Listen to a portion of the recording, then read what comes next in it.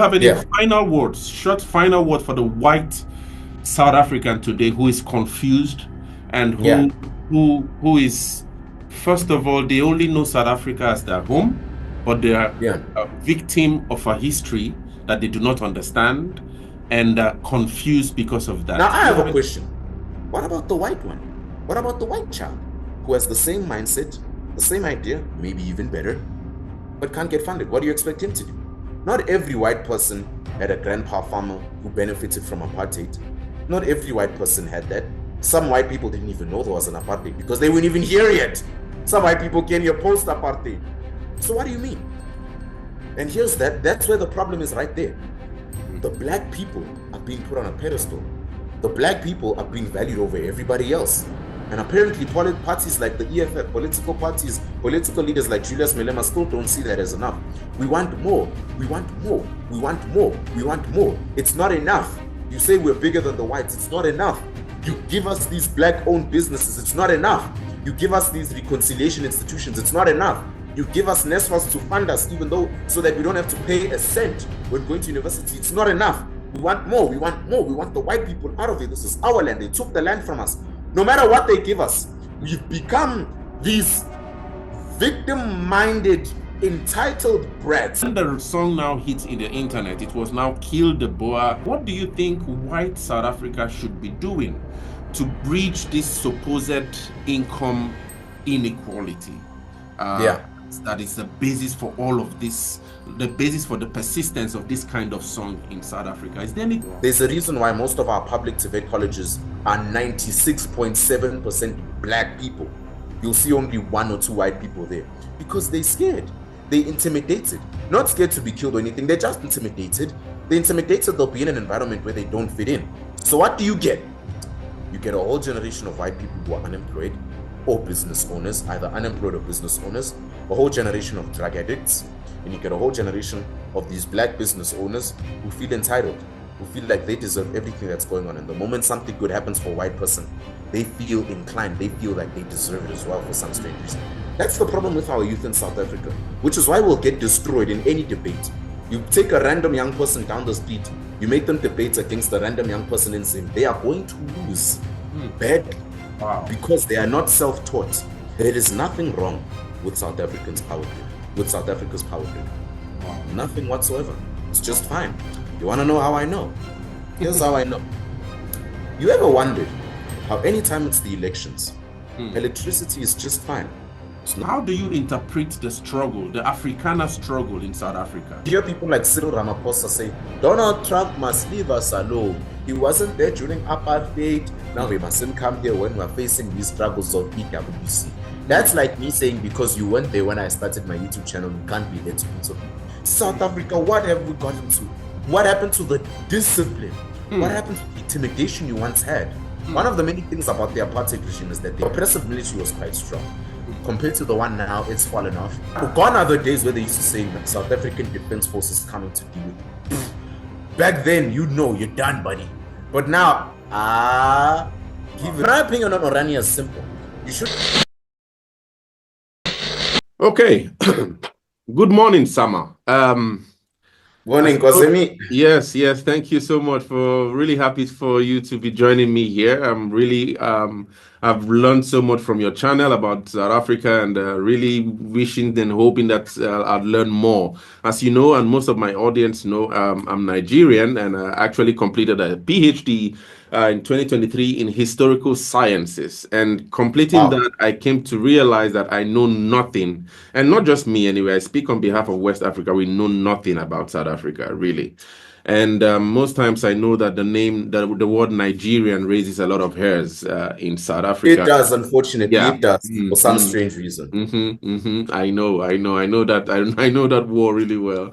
So, but I just come from a place of humility and a willingness to learn, and that's what we're here to talk about. So it's always been definitely to talk about these things. Yeah. So first of all, before we begin, anyway, I just want you to please help me speak to my audience, right?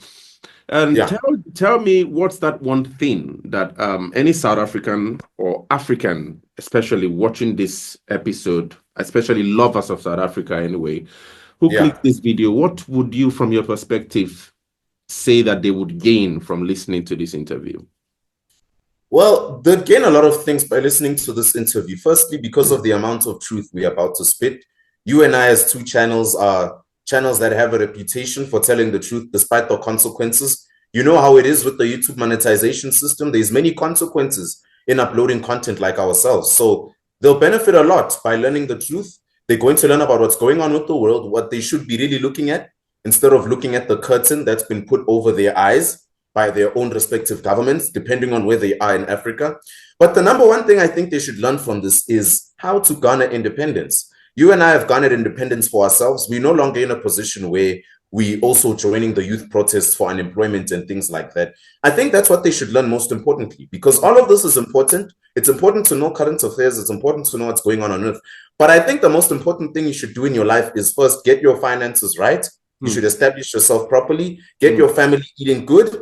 You should worry about yourself first. You don't mind the chit chatter going on around you. You just do what you got to do to get to the top. Like what we did. We didn't step on anyone's toes. We just told the truth, and look now, we're getting paid by it. So I think what the youth or anyone in general should be watching, who's watching this should be learning from this interview, is that you should garner your independence, especially if you're a young person watching this. If you may be an older person watching this, then it is your privilege, it is your right to know the truth. It is your right to know what's going on around you. So I think this interview is just important for anyone really watching this, because there's just so much propaganda poured into our brains, not only the children, all of us. I think this interview is going to give a lot of benefits, but the main one being garner independence, be authentic, be your own person. I think that's what they should learn, is the number one thing. Wow, thank you. That's hot. That's really cooking already. And for me, I really like what you actually said, because my audience actually is it's really interesting. I think I have an audience of, I think, about 70-75% South African, but the older generation, right? And many of them as well also want to get some kind of, not necessarily independence, but now pass on knowledge. And like you speak about this whole thing with independence, it cuts across the board. So I think it's a really important discussion for everyone, every age group, like you really said. Yes. So my first question to you, first of all, would be, and I'll really try to condense and try to get my thoughts right, because I'm sure a lot of the people, I think I had a few of your videos featured on my channel, and a lot of guys were like, wow, we listened to this guy, this Sama Sambit, we wonder who trained him, who raised him, his parents must be awesome. And I was like, wow, this is really someone I really have to really get to know and speak to. And so during my research for this podcast, there was one video I stumbled where you describe yourself as an electrical engineering student. Right. And this reminds me about, I usually reminisce. There's a Nigerian leader of the Tories in the UK. Her name is Kemi Badenoch, right? She also she actually has, I think this is a computer systems engineer. She is, all right. She has that background.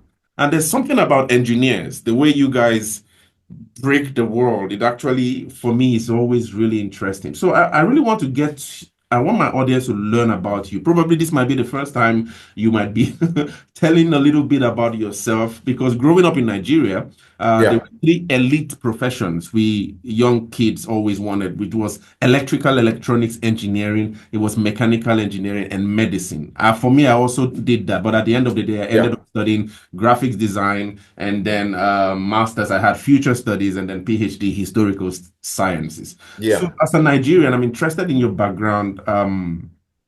I see you as a really fine political analyst with an understanding of ideologies and worldviews, despite being an engineer. So do you mind sharing for us, where your background, when you were born, where you were born even? I think you visited some parts of Africa, some stories about your background growing up in South Africa. How did you end up becoming an electrical engineering student? What difficulties did you, especially as a Black South African, go with choosing schools, your economic situation at the time, and how did all of this happen to become Sama Sambit? Well, I'm not going to lie, because becoming an electrical engineer was actually an accident. I never wanted to be an electrical engineer, and you'll be surprised at the story. So, it starts with this black South African who's born in the late 2000s. I say late 2000s because it's after 2004, right? You know, from about 2000 all the way till about 2010, you could call the Gen Z generation. So I was born in the year 2006 in South Africa, Johannesburg, to two very loving parents. You know, luckily, I was privileged to be raised in both of their presence. I didn't lose any of them. They're still there today. Really I'm still happy to have them with me. You know, I can't say the same for many other young South Africans because of the fatherlessness that has been destroying this nation as we know it. And I was also privileged enough to be taken to a good school, a school that enforced independence, people that can think for themselves, and most importantly, make their own decisions in their lives, not rely on many other people. That's where I was honed. That's where I was molded, engineered, because I went to a Catholic school. And I must say, till this day, respect to all the Catholic schools around the world. I think they're very underrated. Wow. I think they're not talked about as much. You know, I always used to say, you want to raise your kid right, take them to a Catholic school. The influence there is unmatched by any other. I don't care how expensive the private school is you take your kid to. It's not going to be the same as a Catholic school. The Catholic school enforces many realms of life. To me, it enforced God, it enforced independence, it enforced free thinking, it enforced free speech. And I was also privileged to be raised in a country that was democratic. I put democratic quote unquote because let's be honest, South Africa, let alone Africa itself, is a soft dictatorship, although they try to tell us about democracy and so forth. But I was lucky enough to be raised in a country that wanted to push propaganda, but was still free, if you really thought about it that way. And, you know, growing up in such an environment, I didn't grow up around only black people. I grew up around white people, colored people, Jewish, Asian, you name it. And what is the point here? What I'm trying to say is, by me growing up around all these people from all these backgrounds, of all colors, of all nations, it told me one thing. It doesn't matter where you're from. It doesn't matter what the color of your skin is. You have red blood underneath your skin. You are human. Our parish priest, who was the principal at the time, the principal now is still a parish priest, but the one who was the parish priest at the time didn't see color. He saw children. He saw children he had to enlighten with the word of God. He saw future soldiers of Christ. He saw future leaders. He doesn't see color. You know, I'm a big pro wrestling fan, and the man who is the reason for its growth, Vince McMahon, used to always say, in my business, I don't see color. I see talent. I see the color green. When he says that, he means I see how much money you can make for me. It's not about color here. Here we're trying to work. It's a business. Business is business. And that's what I've been taught. And I went on to be mentored by very great people. I went on to be mentored by people of very wealthy status. I was taught of how to look at life in a different way. You know, I was taught to move away from the Kasi mindset, as I like to call it, you know, a mindset where black people see themselves as victims, where Africans have this mindset that they owed everything and start hating on another African that starts to rise to the top. I'm sure you've experienced that in your community one time or another. You know, I was taught to move away from that thinking. I was taught to think completely differently. And I probably think that plays a massive part in my success today. You know, if you don't change the way you think, you're not going to move anywhere in life. Because if you don't see yourself where you want to be, then don't expect anyone to, let alone you getting there. Because it all starts with you envisioning everything. It starts with you seeing where you are in the next 5 years. It starts with you planning. Many Africans, I'm sure, come to you and say, hey, Kwazemy, I also want to be like you. I also want to be a content creator. And they say the same thing to me. And then I ask them, I'm like, okay, young king, what's your plan? What's your plan then? You said you want to have a growing like me. You want to have a following like me. You know, I'm not trying to be arrogant saying I have a good following, but I'm trying to help you. You know, perhaps you will have a greater following than myself. Because Africa has potential. You've seen it be one of the richest countries in terms of intelligence and minerals. And you know, what you find out is that these young people don't even have a plan. They don't know where to start. They don't know how to think. They don't know what they want to do in the future. You ask a young kid down the street here in South Africa, what do you want to do when you finish school? They're like, I haven't really decided yet. I just want to finish my matric and then I see what happens. And then they're going to get angry, vote for the EFF and start protesting when they're done because you didn't know what you wanted to do. So your mind manifested that. You said you were going to be a nobody when you finished school. So you became a nobody when you finished school. I don't understand where the anger is. And I think that's what many of the young kids are missing today. And I think that's the danger, because if we continue doing this, you have a younger generation that's looking at us and going, okay, So we have this generation that's a group of nobodies because they thought of themselves to be nobodies. So I think we should do the same as well, because the younger generation has an odd tendency of looking at what, not at what the senior generation does, but at what the generation right before them does, because it's more fun. They're the TikTok generation. They're the generation that wants the dopamine. It's an online drug, as I like to call it. So, me being raised to move away from all this mindset was actually something I'm really grateful of until this day. And I'm not going to lie, I was a child of self-study. I emphasized self-study. If someone asked how I did this, if someone asked, wow, Sama, your video was great. How did you do this? Do you do it all in a get-go? Do you just speak your mind? I say, well, yes, I do. But, I'm only a human. Obviously, I had to do some reading. Obviously, I had to do some research to back myself up, to be able to debate with others who couldn't agree with what I say, because what I say is truth. And if you don't think it's truth, then I'm more than happy to discuss with you why it's not. When I call out people in my daily episodes, I back myself up. I show the evidence. That's what you should do, self-study. So if you were to sum all that up in a nutshell for the TikTok generation who doesn't have a big attention span, I say that as a joke because, they can scroll through one thing, watch it for about 3 seconds, then skip. And they may not even watch this entire interview, but they should watch this little thing I'm about to say. So a shout out. If you don't want to watch the entire interview, watch this one part. In a nutshell, what I did was change the way I think. Change the way I think. Know that I'm bigger than I thought myself to be. Know that I was capable of doing greater things, which you are as well.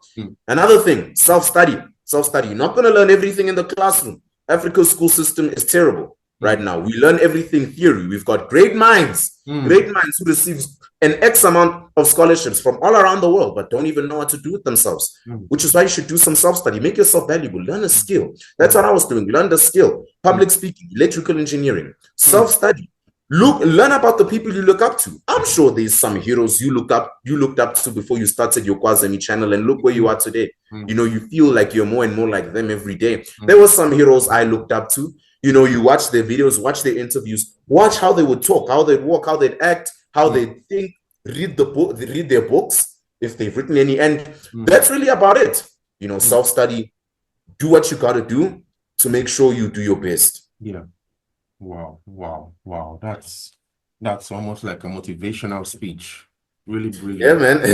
Really Thanks. brilliant. Yeah. So, okay. For me, I like the fact that you speak about, independence and all of that, and we'll get into that quite later. My next question, anyway, for me, it's really important. Okay, and I've come to see that most of the times on your channel now, understanding your background, being raised in this Catholic school and really disciplinary. I also went to a Catholic school also for primary school in Nigeria, in Lagos, and so I really connect with you. I think there's something about the leadership in the school that's definitely. So I connect with you, and I'm able to see you and where you're coming from now a little bit clearer.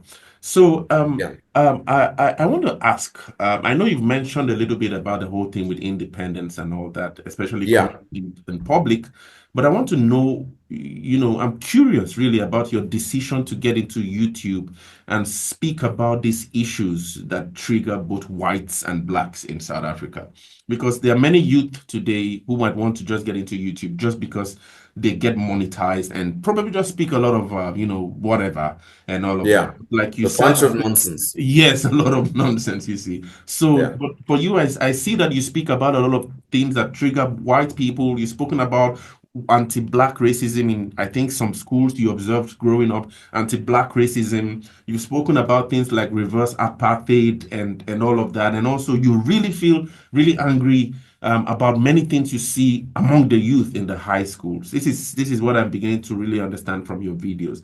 So do you mind sharing with me a little bit more about your motivation, the motivation behind your decisions to speak about these things? Is this something that still comes from your hunger to see a better South Africa? South Africa is really complex. In Nigeria, we have a tribal divide. In South Africa, we have a racial divide and a tribal divide, amidst many kinds of divides. So can you? That's a great way to actually analyze it. Wow. So can you share with me some other stories? What might have motivated you, especially on YouTube, to come here and really speak about these things? Well, my message is simple. Think for yourself. be independent, see through the lies. If you look at my motto on my channel, it all sums up to one thing. The truth is never comfortable to hear, but it's always the thing worth speaking, which is why there's so many people that watch me, because they like the fact that there's someone who's standing up for all this. There's someone who's standing up against the lies. And it all started in late 2023 when I decided I was going to start to become Thee Sama Sambit. This wouldn't just be a channel. It wouldn't be a podcast. It wouldn't be any other thing you see in South African YouTube, let alone African YouTube. It would be a movement. It would be a movement of young people who want change, young people who want to be heard in the end of the day. I said this in another interview I was with Mr. Johan Ellis, an Afrikaans journalist who is very renowned and very respected. I said, you'll be shocked at the change, the positive change South Africa will have if the youth is just heard, if their struggles are just heard. Places like NSFA's office have meetings almost every single month, but they don't even have a single input from one youthful person, someone who's supposed to be benefiting from their own institution. How are you supposed to know what's going on there if you don't even have an input from one of the victims? It's like a police officer trying to solve the case by himself without contacting any eyewitnesses or the victim themselves. You know, if the youth was just heard, you wouldn't see all these protests. You wouldn't see all this violence. You wouldn't see all this victimhood mindset. You'd see a group of young people who would want to be better in life. You see all these sad young people, all these people cutting themselves and being depressed, having suicidal thoughts because they're not heard. They feel irrelevant. They feel irrelevant from at home. They feel irrelevant at school. They feel irrelevant in whatever realm of life they're in. They even feel irrelevant online. So when they see someone like me speaking, they're like, oh yes, finally, let me comment on this guy. Yo, man, shout out. You know, you think I'm bluffing when I tell you the amount of emails I receive every day of like, hey, man, I don't want to say anything. I don't want to have a business proposition. I'm just here to tell you I support what you do and keep going. That's all I wanted to say. And I even take the time to reply to them. I'm like, thanks, bro.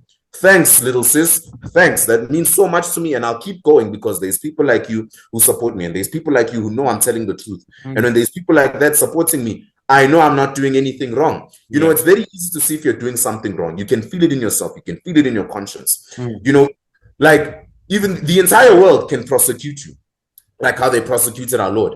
But as long as you have that gut, that feeling in your gut that you're doing something right and you're going to be martyred for something of an even greater good, you're doing this for the other generation, you're doing this for the greater good, then you're going to keep moving forward. That's more than enough motivation. That was more than enough motivation for me to keep going, to upload 200 plus videos on my channel.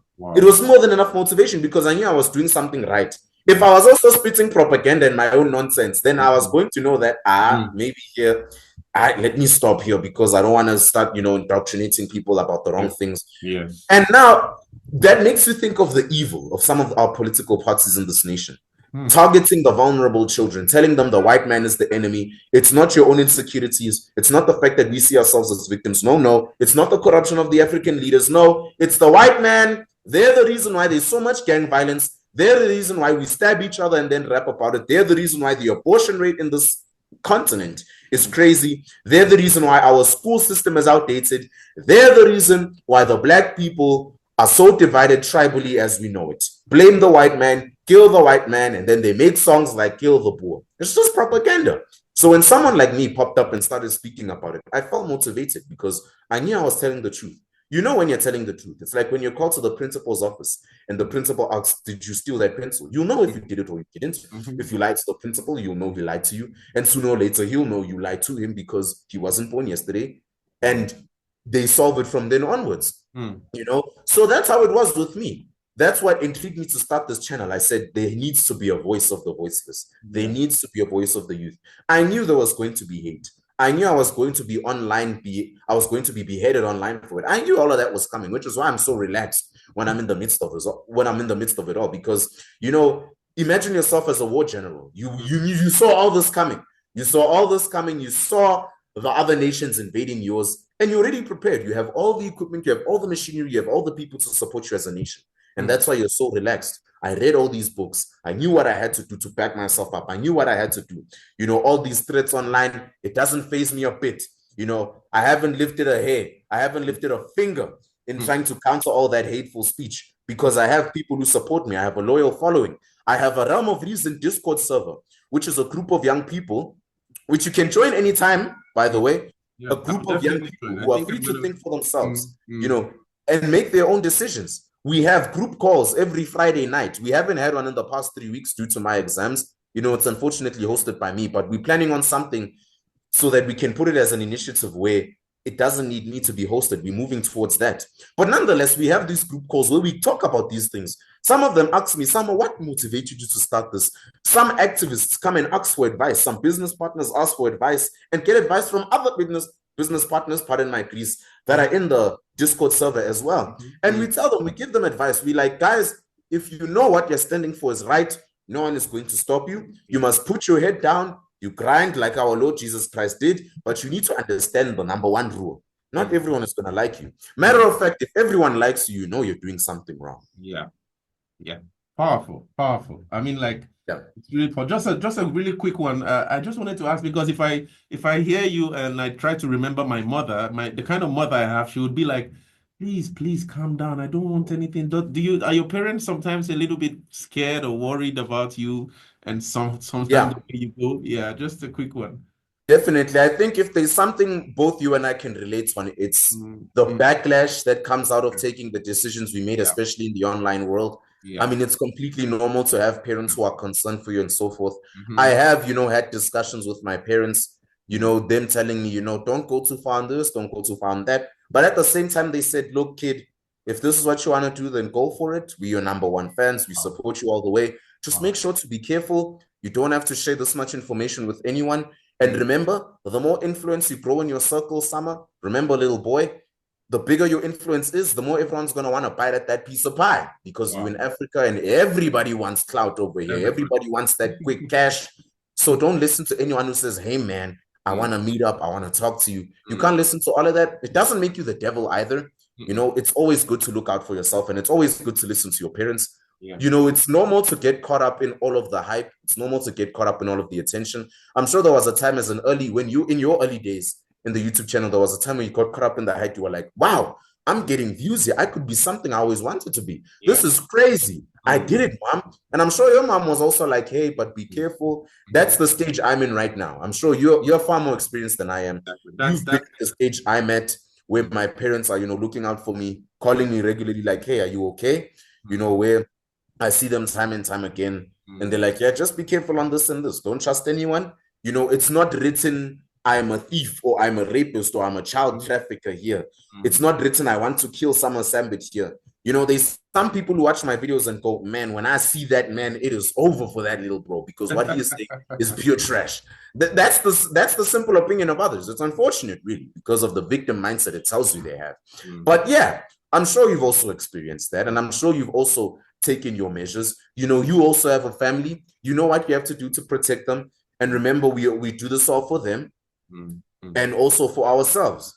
So there's always a fine line between expanding your influence and being very careful of what you say and who you operate with. But when truth is truth, truth is truth. Yeah, powerful, really powerful. And the reason I asked anyway is because when the moment I started studying South Africa through this channel, I came to realize how, I used to think Nigeria was a really, I don't want to use the word violent, but something close. Yeah. I used to think Nigeria was that. But the moment I started going in a little bit deeper to understand South African society, I saw another level of what we would call violence. And so that's why I just asked that question. But really, really brilliant. Very relatable. Very relatable. It's the same here. Really interesting. Okay. We're all Africans, man. Yeah, it's one blood. When it's like that in Nigeria, I know it's very relatable. No. Nigeria is really crazy, honestly. But tell me about it. We have to do what we have to do, really. Yeah, man. You gotta get that paper and you gotta say that truth. Yes. I truly agree. Okay, so let's go a little bit deeper now. Yeah. The Black youth in South Africa, right? I've listened a lot to the arguments from the EFF, the rhetoric from the MK Party, the ANC Youth League. There's a lot of this thing with, the whole thing with economic inequality in South Africa. I've spoken to a lot of Latin Americans, and not necessarily Latin Americans, but the blacks who were transported, during the slave time, Atlantic and all of that. And a Yeah, lot of, definitely. yes, a lot of them speak a lot, in line with the rhetoric of the EFF, this whole thing with black inequality. We need to be free in Africa. And South Africa is a really powerful example of that in Africa, right? So, Yeah. you know that the EFF, for example, they speak about economic freedom for our people. I've always, many times in my videos, found a problematization of that word, our people, because when Thabo Mbeki says our people is different from what when the EFF, Julius Malema, says our people, or Yeah. Orania says our Couldn't people. agree more. Yeah. So for me, I'm always confused. And for me, I come from an analytic place. I'm really analyzing, listening carefully, and I'm really confused. But that will be stories for other days.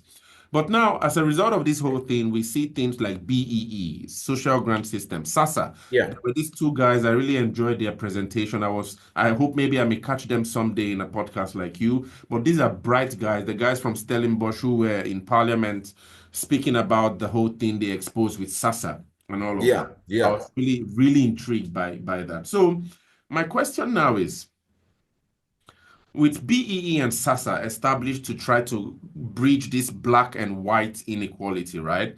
For you Yeah. growing up in South Africa, how did you experience this inequality among blacks? I know you've spoken about, you might call it privilege, but I don't really think it's privilege because it's a result of Yeah. also your parents' hard work. I think hard work is something we take for granted in this world, Definitely. right? So, Definitely. When someone says privileged in Africa, they usually think the money came from heaven and you were yes. born rich. Exactly, exactly. So for me, I have a problem with that word because when I Yeah. look at my own self as well, I also grew up very poor in Lagos, all right? Yeah. We had a really middle class family, but really fighting hard, getting to a place where I have a PhD and also still getting through to become a professor someday. So this is something that I believe is Congratulations, possible. by the way. Yes, yes, for everyone, all right? So Yeah.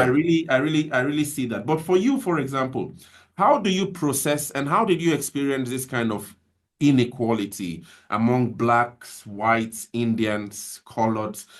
Were there any harsh realities, growing up, and especially this whole negativity in the Catholic school? Maybe the Catholic school might have been different, but among your peers in other schools, Yeah. who Yeah. might have, how did you? What story did you? Can you paint any kind of stories for us? In this whole thing where especially for those who might be non-blacks now.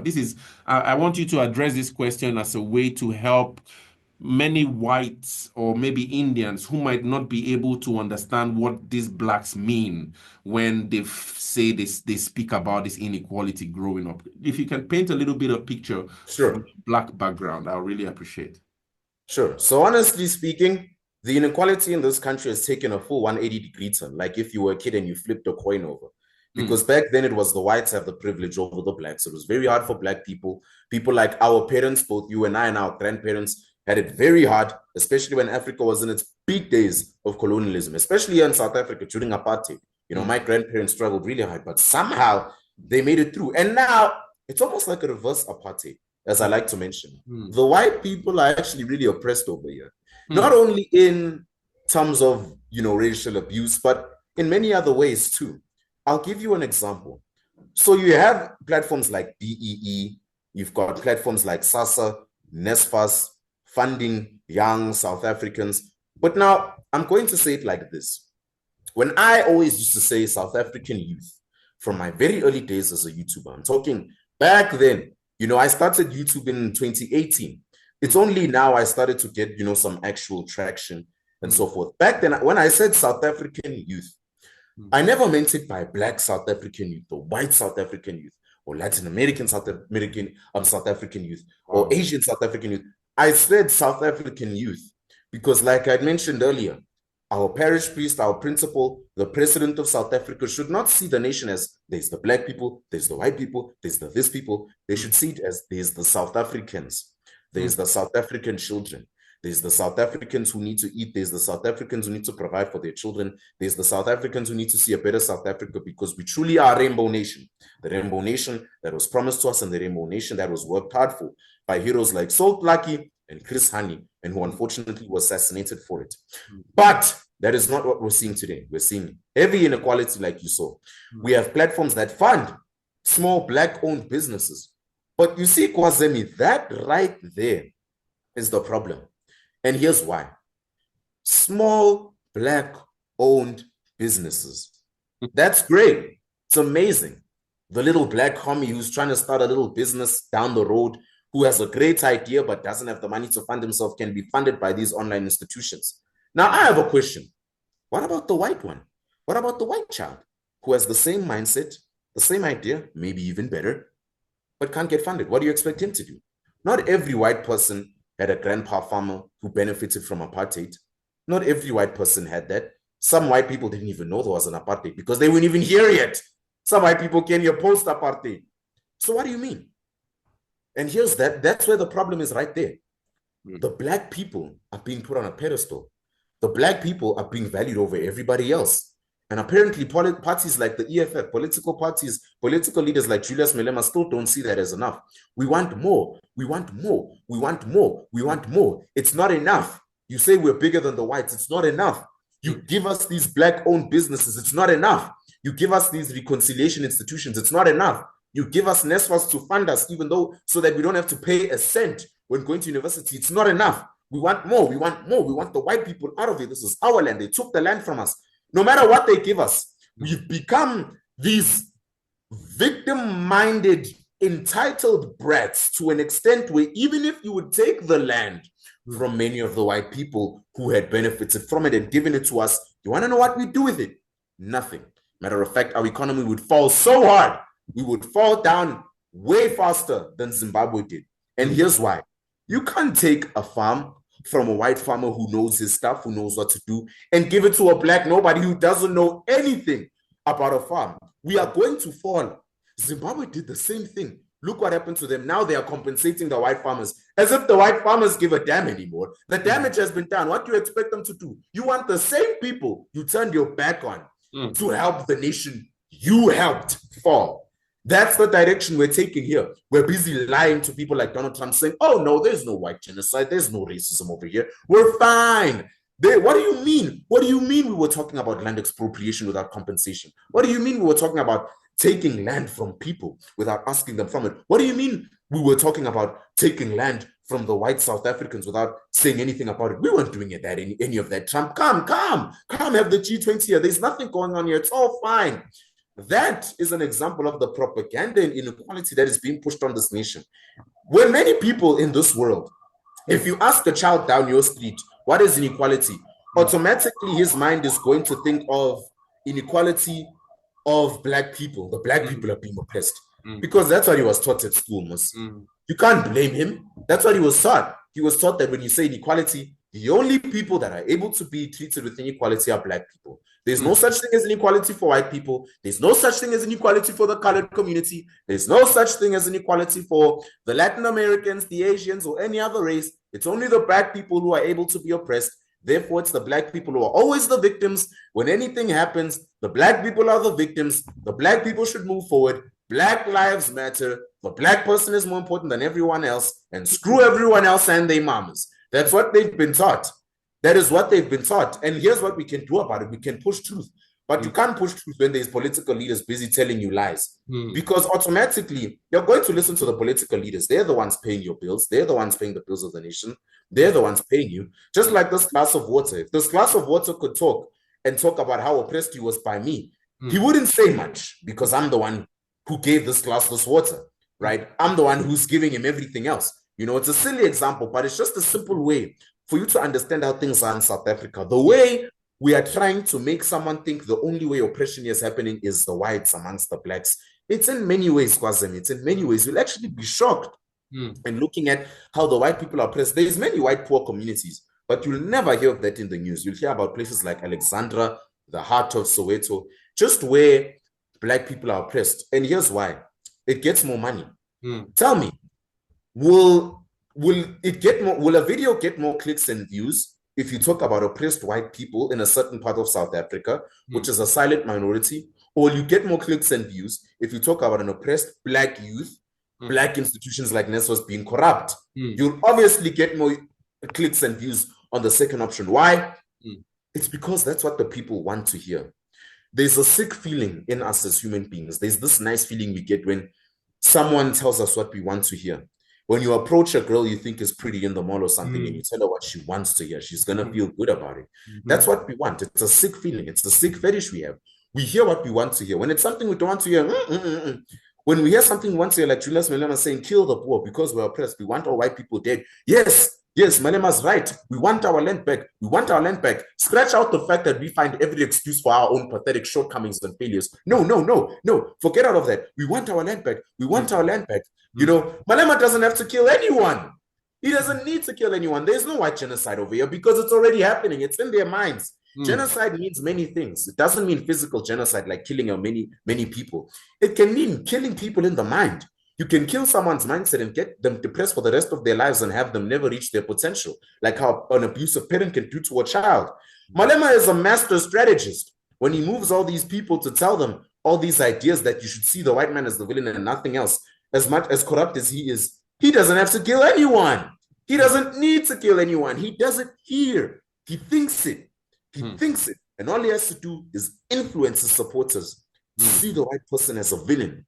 And that's all he has to do. He doesn't need to do any killings, man. When a white person, I have many white friends, when they come to me and talk to me about, what do you think of the EFF? I'm like, that's a whole other rabbit hole to dig deep into.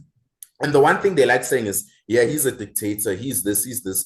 I wouldn't be surprised if, God forbid, he gets to power and starts killing all the white people or sending them back to wherever he thinks they're from. I'm like, what? He doesn't have to do that, man. You're already a slave in his system. In his mind, you can just be a slave in the mind. The mind is far more powerful than the body. If he can just control you from there, you are his. You are his. That's why there's many white people who see themselves below black people today, because we don't see ourselves as children of God. It was a master plan that was designed before apartheid. Remove God. Remove the whole judicial system. Let's put in a whole new one.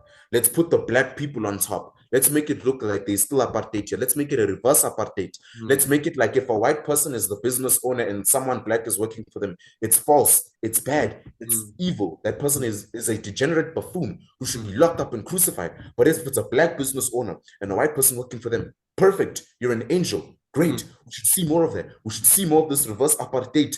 Get the ladies wearing shorter skirts. Get the guys killing each other on the streets and then rapping about it. Remove the fathers from the homes. That way, they're easier to control. That way, we can control their minds more and we can push this communist Marxist agenda that we're pushing today. And look how it's working now. Look how it's working now. So to sum all that up, the inequality in South Africa, from my personal experience, is heavy.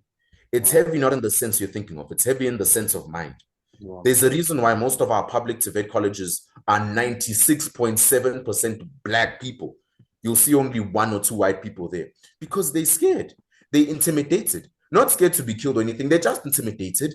They're intimidated they'll be in an environment where they don't fit in. So what do? You get a whole generation of white people who are unemployed or business owners, either unemployed or business owners, a whole generation of drug addicts, and you get a whole generation of these black business owners who feel entitled, who feel like they deserve everything that's going on. And the moment something good happens for a white person, they feel inclined. They feel like they deserve it as well for some strange reason. They feel they should have a piece of the pie, even though they did absolutely nothing, absolutely zilch to make sure they had it in the first place.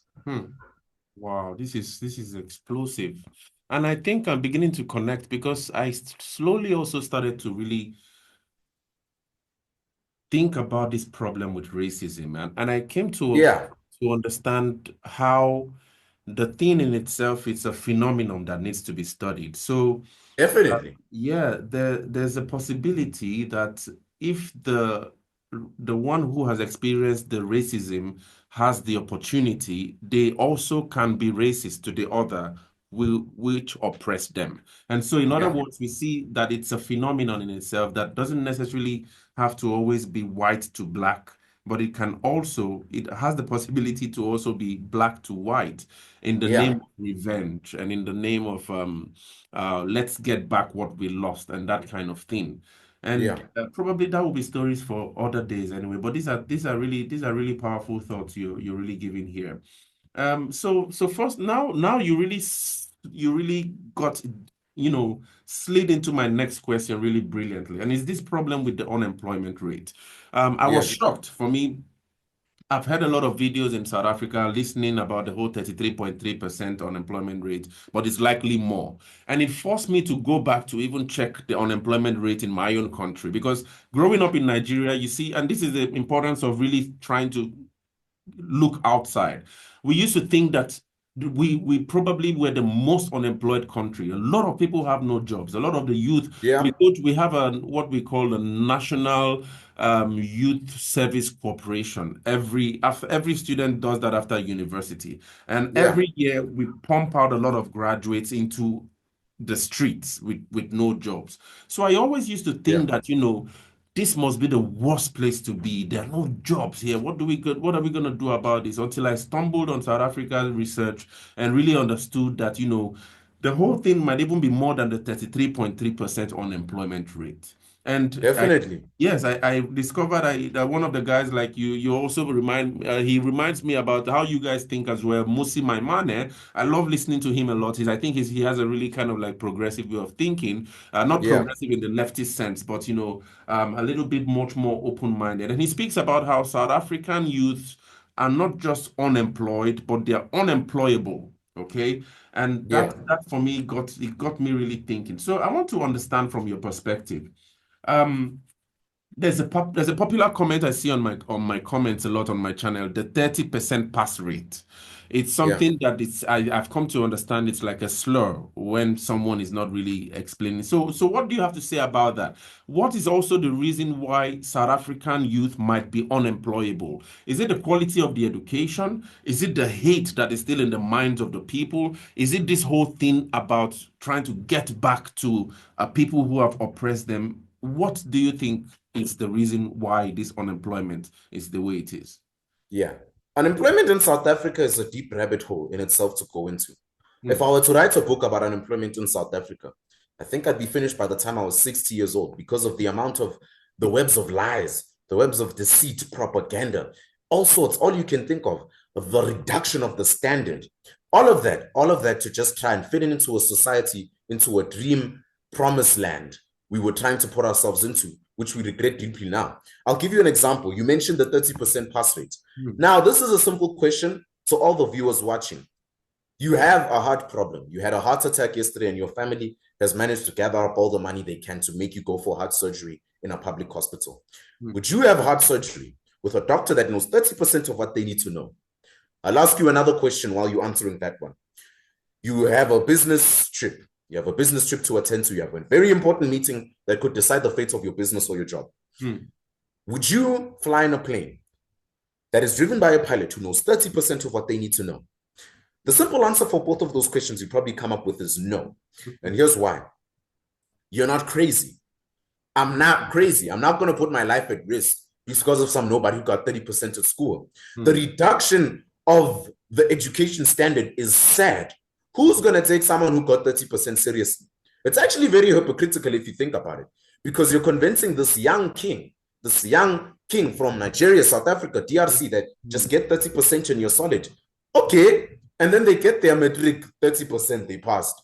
They can't get a job now because nobody is willing to hire this person who got 30%. You're telling me there's 70% of knowledge you were supposed to know that you didn't. At least if you knew 70% of what you needed to know, or even a distinction, you could know it. And now, as a result of that, there's this big division between the high-performing students and the very low-performing students. Wow. There's no such thing as the average student anymore in South Africa. Back then, or I'm sure in your time when you were at school, there was something as the high-performing students, the very few would get 98%, 96%, 80%, the brilliant ones. And then you get the middle ones who get 60, 50, 40 to pass, 70 if they worked really hard. And then you get the nobodies who just fail all the time, probably turn into drugs. Some would work hard and get into the middle class of the school, of the classroom. Some would just end up as nobodies. But now, here's the thing. When you start to reduce the pass rate, when you start to reduce everything else you can possibly think of in order to make a student pass, this is what you get. You don't get an average student anymore, because that average student who was working hard thinks, what is the point of me studying to get 90% if I can just get 30% to pass? Let's go, guys. That's the way. Abash, we'll cross the bridge when we get there. The black Kasi mindset, that's right there. That's the one right there, homie. We can just get 30% and we sorted Bafetu. Then they get 30%, then they don't get jobs. Then they start stabbing each other, raping the woman and protesting. Whereas the high-performance students get all of it, all the recognition. They get invited into all the interviews by the SAPC, the ENCA. That's why there's more of these matriculants getting interviewed in the SAPC, and I'm not smiling. I'm not smiling because the gap between the high performance and the low performance is getting bigger and bigger. The middle phase is getting erased. That thing of saying you got a bachelor pass and matric, it's getting erased because everyone is striving for that 30%. Now there's two types of students in South Africa. There's that student who wants 30%, and then there's that student who wants the distinction. That student who wants in the middle doesn't exist. I'm telling you. It's very rare you're going to find that student who wants an average pass. It's either you want to be at the bottom of the barrel, the pickles that sit to the very bottom of the barrel, or you want to be the high-performance students, the fresh pickles that get eaten first. And that's a result of the unemployment. That's why there's over 60% of young people who don't have a job. Black, white, colored, Asian, green, purple. I don't care what color you are. You probably don't have a job watching me right now. Wow. Not because your past was bad, but because that's the standard you were told to get. That's the standard you were promised you'd get a job if you got. So it's not your fault. It kind of is because you didn't work hard, but it's not your fault in a majority sense. Because you were told that if you get 30%, you're sorted. And that's the thing. The main reason of the unemployment is the way we have told our children to think in the schools. We taught them to do this. We taught them to do that. All these terrible pieces of life advice, getting all these role models like Somizi and Lasizwe to tell them that, no, just be yourself. And then you get nobody to tell them that, get your distinction. You get all these people selling out. All these people, like our South African heroes, going overseas because they know it's trash in South Africa. You're not going to get any opportunities. You wouldn't be surprised if I left South Africa at a certain stage because of the amount of opportunities over there, not here. I'm not leaving the country because I hate it. I'm just leaving it because of the opportunities over there. It's better overseas, so why not go over there? But they're going to call me a crazy person. They're going to call me a coconut. By the way, a coconut is someone who they think is white in the inside, then black on the outside. Very funny description of someone hating. But it's just an example of why the unemployment rate is so high here. It's very simple if you think about it. You reduce the standard, and then you start getting racist also. And then you also mix your priorities. Kids these days are busy hustling on amapiano beats and so forth instead of focusing on their science marks. You can see the mixture in priorities. Some have talent, majority will make it, but very few will make it, pardon my please, but majority will not. Even in this YouTube game you mentioned earlier, millions of kids have YouTube channels. They started YouTube channels, but they'll give up on the fifth video. It's about that drive, that hunger, that authenticity that will get you to the other side, like you and I. We didn't wake up one morning and say we wanted to be YouTubers and then started earning tons of cash from YouTube. No, we're not favored. There's nothing special about you and me. We just decided to work harder than the curve. We decided to make ourselves different from the competition. And that's what's being removed. We are no more telling our kids be different from the competition. Now we're telling them get 30% and then you're sorted. But we're lying. They're not going to be sorted. Matter of fact, they're just going to join the statistics. They're probably going to kill themselves in the process because of the deep depression they're in. But that's fine. Let's just give them antidepressants and tell them to vote for the EFF and get the EFF to come to the universities and get them to hate white people. How are you going to feel when you do that? How are you going to feel? Don't you feel like a victim, young man? Don't you feel like a victim, young lady? Don't you feel like a victim that you've been lied to, told that the pass rate is low? But that's fine. That's fine. You'll cross the bridge when you get there. You don't even know what you're going to do. You ask a grade 8, what are you going to do when you finish? They don't know. They'll say, I'll know by the time I'm grade 11 or grade 12. They're lying to themselves as well as everyone else because they won't know. There's many of my age mates who are doing nothing as we speak, Kwazemy. They are sitting at home, depressed. I call them now and again just to make sure they're fine because, we are homies. Went to school together, same background. I just call them now and again, but they tell you, no, I don't know what to do with my life. My life is trash. Crap is happening over here with family and so forth. And I keep telling them the same thing over and over again. Young man, put your head down and cry like God does because no one is going to do it for you. No. Unfortunately, you weren't told that at school because you were promised this promised land. You were promised this utopia that was going to come to you after you finish school. We live in a society where kids are motivated to finish school and be their own people, whereas it's going to be the complete opposite where they finish. They're not going to have jobs when they finished. They're going to start turning into drugs and so forth when they finished, thus making them have these stereotypical mindsets the government wants. Because when you have that stereotypical mindset, you're going to come back and you're going to vote for them, making you think that there's going to be change. if you actually vote for them. Mm. That right there is why the unemployment rate is so high. It's Mm. the victimhood mindset, Mm. the low pass rate, Mm. that simple idea of thinking I deserve everything in the world. And if something bad happens, it's not my fault, it's everyone else's.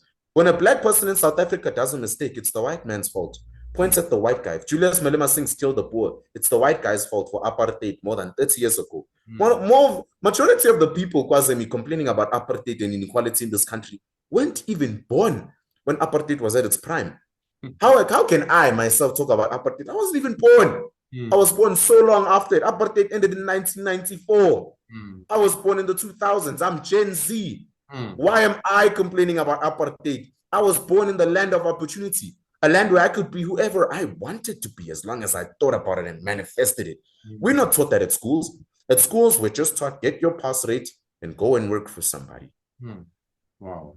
Wow. This is super powerful. Super powerful.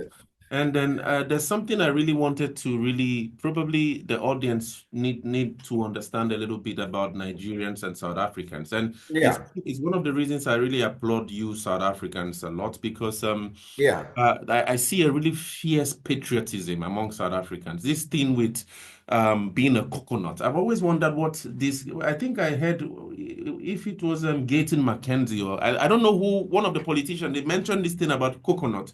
And I struggled a lot, but now thank you for clarifying that, you know, the coconut could mean being black outside and white inside. In other words, having a kind of contradictory personality.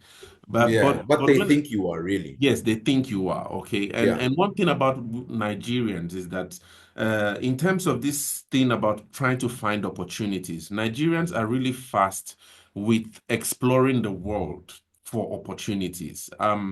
In a way, it's both a plus and a minus. I think for South Africans, for example, the thing with being hungry to stay in South Africa and work to build South Africa is a part of Nigeria I really wish that many Nigerians would cultivate. But at the same time, Nigerians are also really adventurous, all right? They really want to explore the world. They really want to see the world. And they really don't want to be under the hold of a government. It's both a plus and a minus. But that's why you see a lot of global minds. Nigerians can really be open-minded and all of that. But like you say now, you might be criticized as being a coconut because you want to explore the world. So you see that whole, in a way, it could be like a crab mindset. You know, when you put crabs in a basket. Definitely. Yeah. Victimhood. Yes. It's something that I've really learned from you now. This whole thing with victimhood, and it's really powerful. It's a beginning of the diagnosis of what really needs to be done. Brilliant. My next question, anyway, would be about ESCOM, and this is for especially really interesting. You being someone who is an electrical engineer in Nigeria. We have a phenomenon we usually called UpNepa. So growing up, there was a time when we had a central station. I think there's this grid, the National Electrical Power Authority, that had a monopoly of or overpowered. I think this would be like ESCOM before private entities started coming in. And when the lights would go off, everyone would be sad, it would be quiet and all that. And when the lights would come on again, it would be like the whole country just exploded. UpNepa, it felt like a privilege to have electricity. Yes. Yeah, so wow. So for that's Nigeria, and it's still happening today. And that's why when I see the persistence of the likes of Burna Boy, the likes of Wizkid, the likes of many of these global artists, most of all they've produced have been with generators. So it's a persistence that this whole victimhood, like you speak about, really we really didn't have that opportunity to have the kind of history South Africa had. I don't know if probably that would have slowed Nigerians down, but everything they've achieved has been with generators. Lack of electricity is a problem. When I come to South Africa, you guys call it load shedding. Really brilliant name. I really love the sound. But can you tell me, as an electrical engineer, right, and a youth in South Africa, some of the things about electricity and the whole problem with ESCOM that might be slowing the productivity of the youth down? Do you think the whole thing with electricity generation, ESCOM, the problems, I think that 4 days, 2 weeks ago or so, there was a sudden breakdown. I saw the minister, the brilliant one. I like listening to him a lot. I think his name is Ramagokpa. And he was explaining about how things suddenly broke down and he was sorry. So can Yeah, you tell me, right. what do you think about the breakdown with ESCOM? How do you think it's affecting the productivity, especially of the youth? Do you guys even have generators in South Africa? I just want to understand. Yeah. So South Africa is going downhill, but I Mm, must pay my respects to the nation I was raised in and mm, became the man I am today. It is quite developed. We mm, have a lot of generator systems, and not only generators, we've got a lot of renewable energy sources. mm, Right now, we're moving more into solar. Solar is a very booming industry in mm, the electrical engineering sector. You know, my lecturer in industrial electronics class always used to say, yeah, guys, you know, when you finish your N6, you go do solar.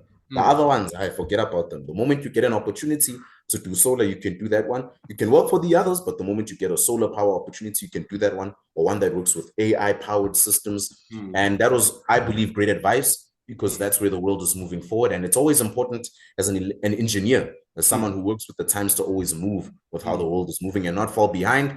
If you fall behind, you'll fall victim to many of the opportunities you've missed, and you don't want to miss out on any of that. You'll just be mhm, depressed and you won't be earning as much as you need to, and you won't be the person you want to be. You won't be achieving the goals you want to be either. mm, And now that I mentioned that, here's a very unpopular opinion, Kwazemy. I'm going to say mm, that probably no one you've interviewed who's South African has ever said about load shedding, or mm, anyone of that matter who is mhm, South African has ever said. mm. There is nothing wrong with South Africa's power grid, Wow. Nothing whatsoever. It's just Wow. fine. You want to know how I know? Here's how I know. You ever wondered how anytime it's the elections, Mm, electricity is just fine? There's no load shedding whatsoever.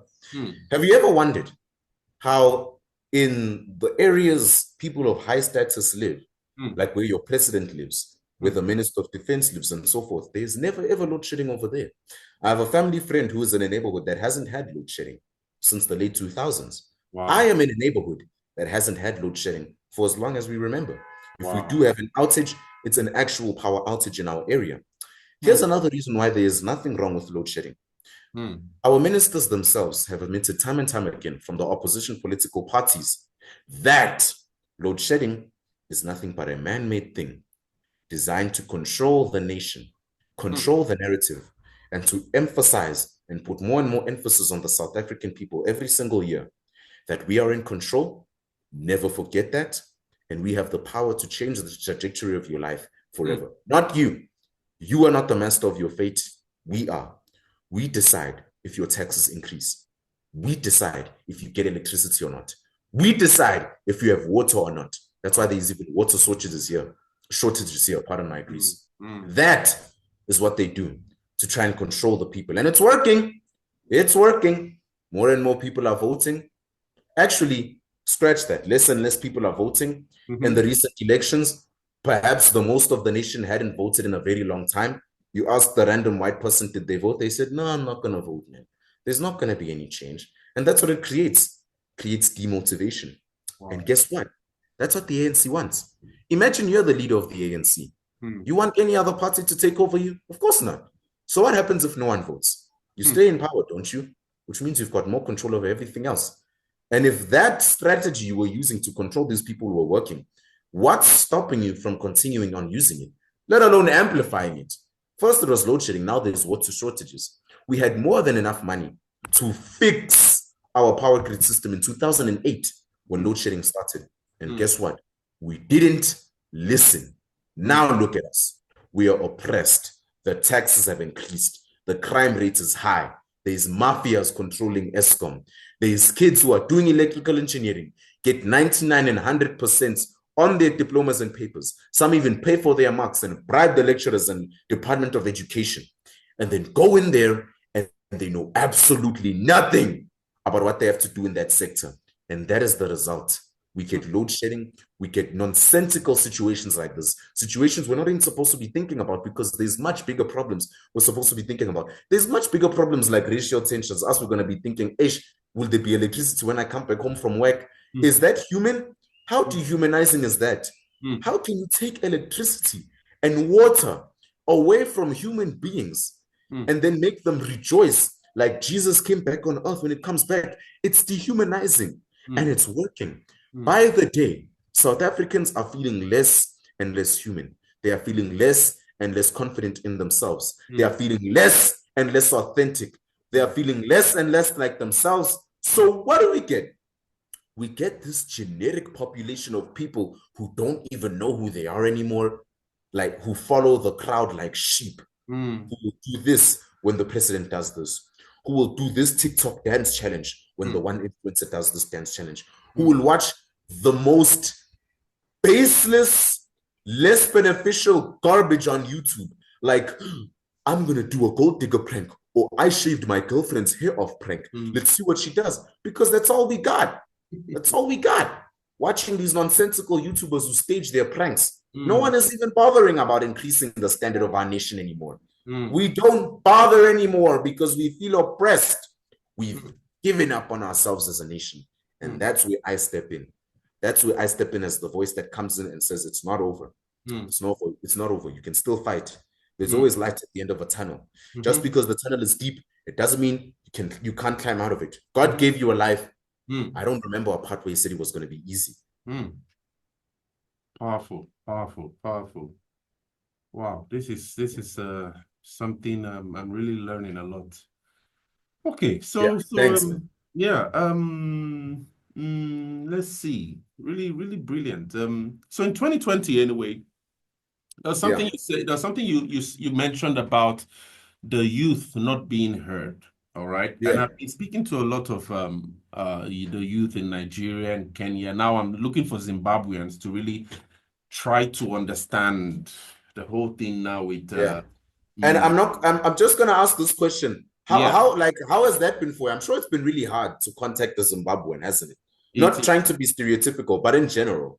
Yeah, actually, when I travel, because I usually do a lot of traveling, and so when I teach, I also do some teaching. I've encountered some of my students who are Zimbabweans, and they've really been really lovely when, they're really smart. The few Zimbabweans I've met, yes, they're really, really intelligent and really theoretical. I think even in African studies, we have what has been called the chair for epistemologies. He's situated now in Germany, and he's the bulwark with theories coming from the South. He's from Zimbabwe.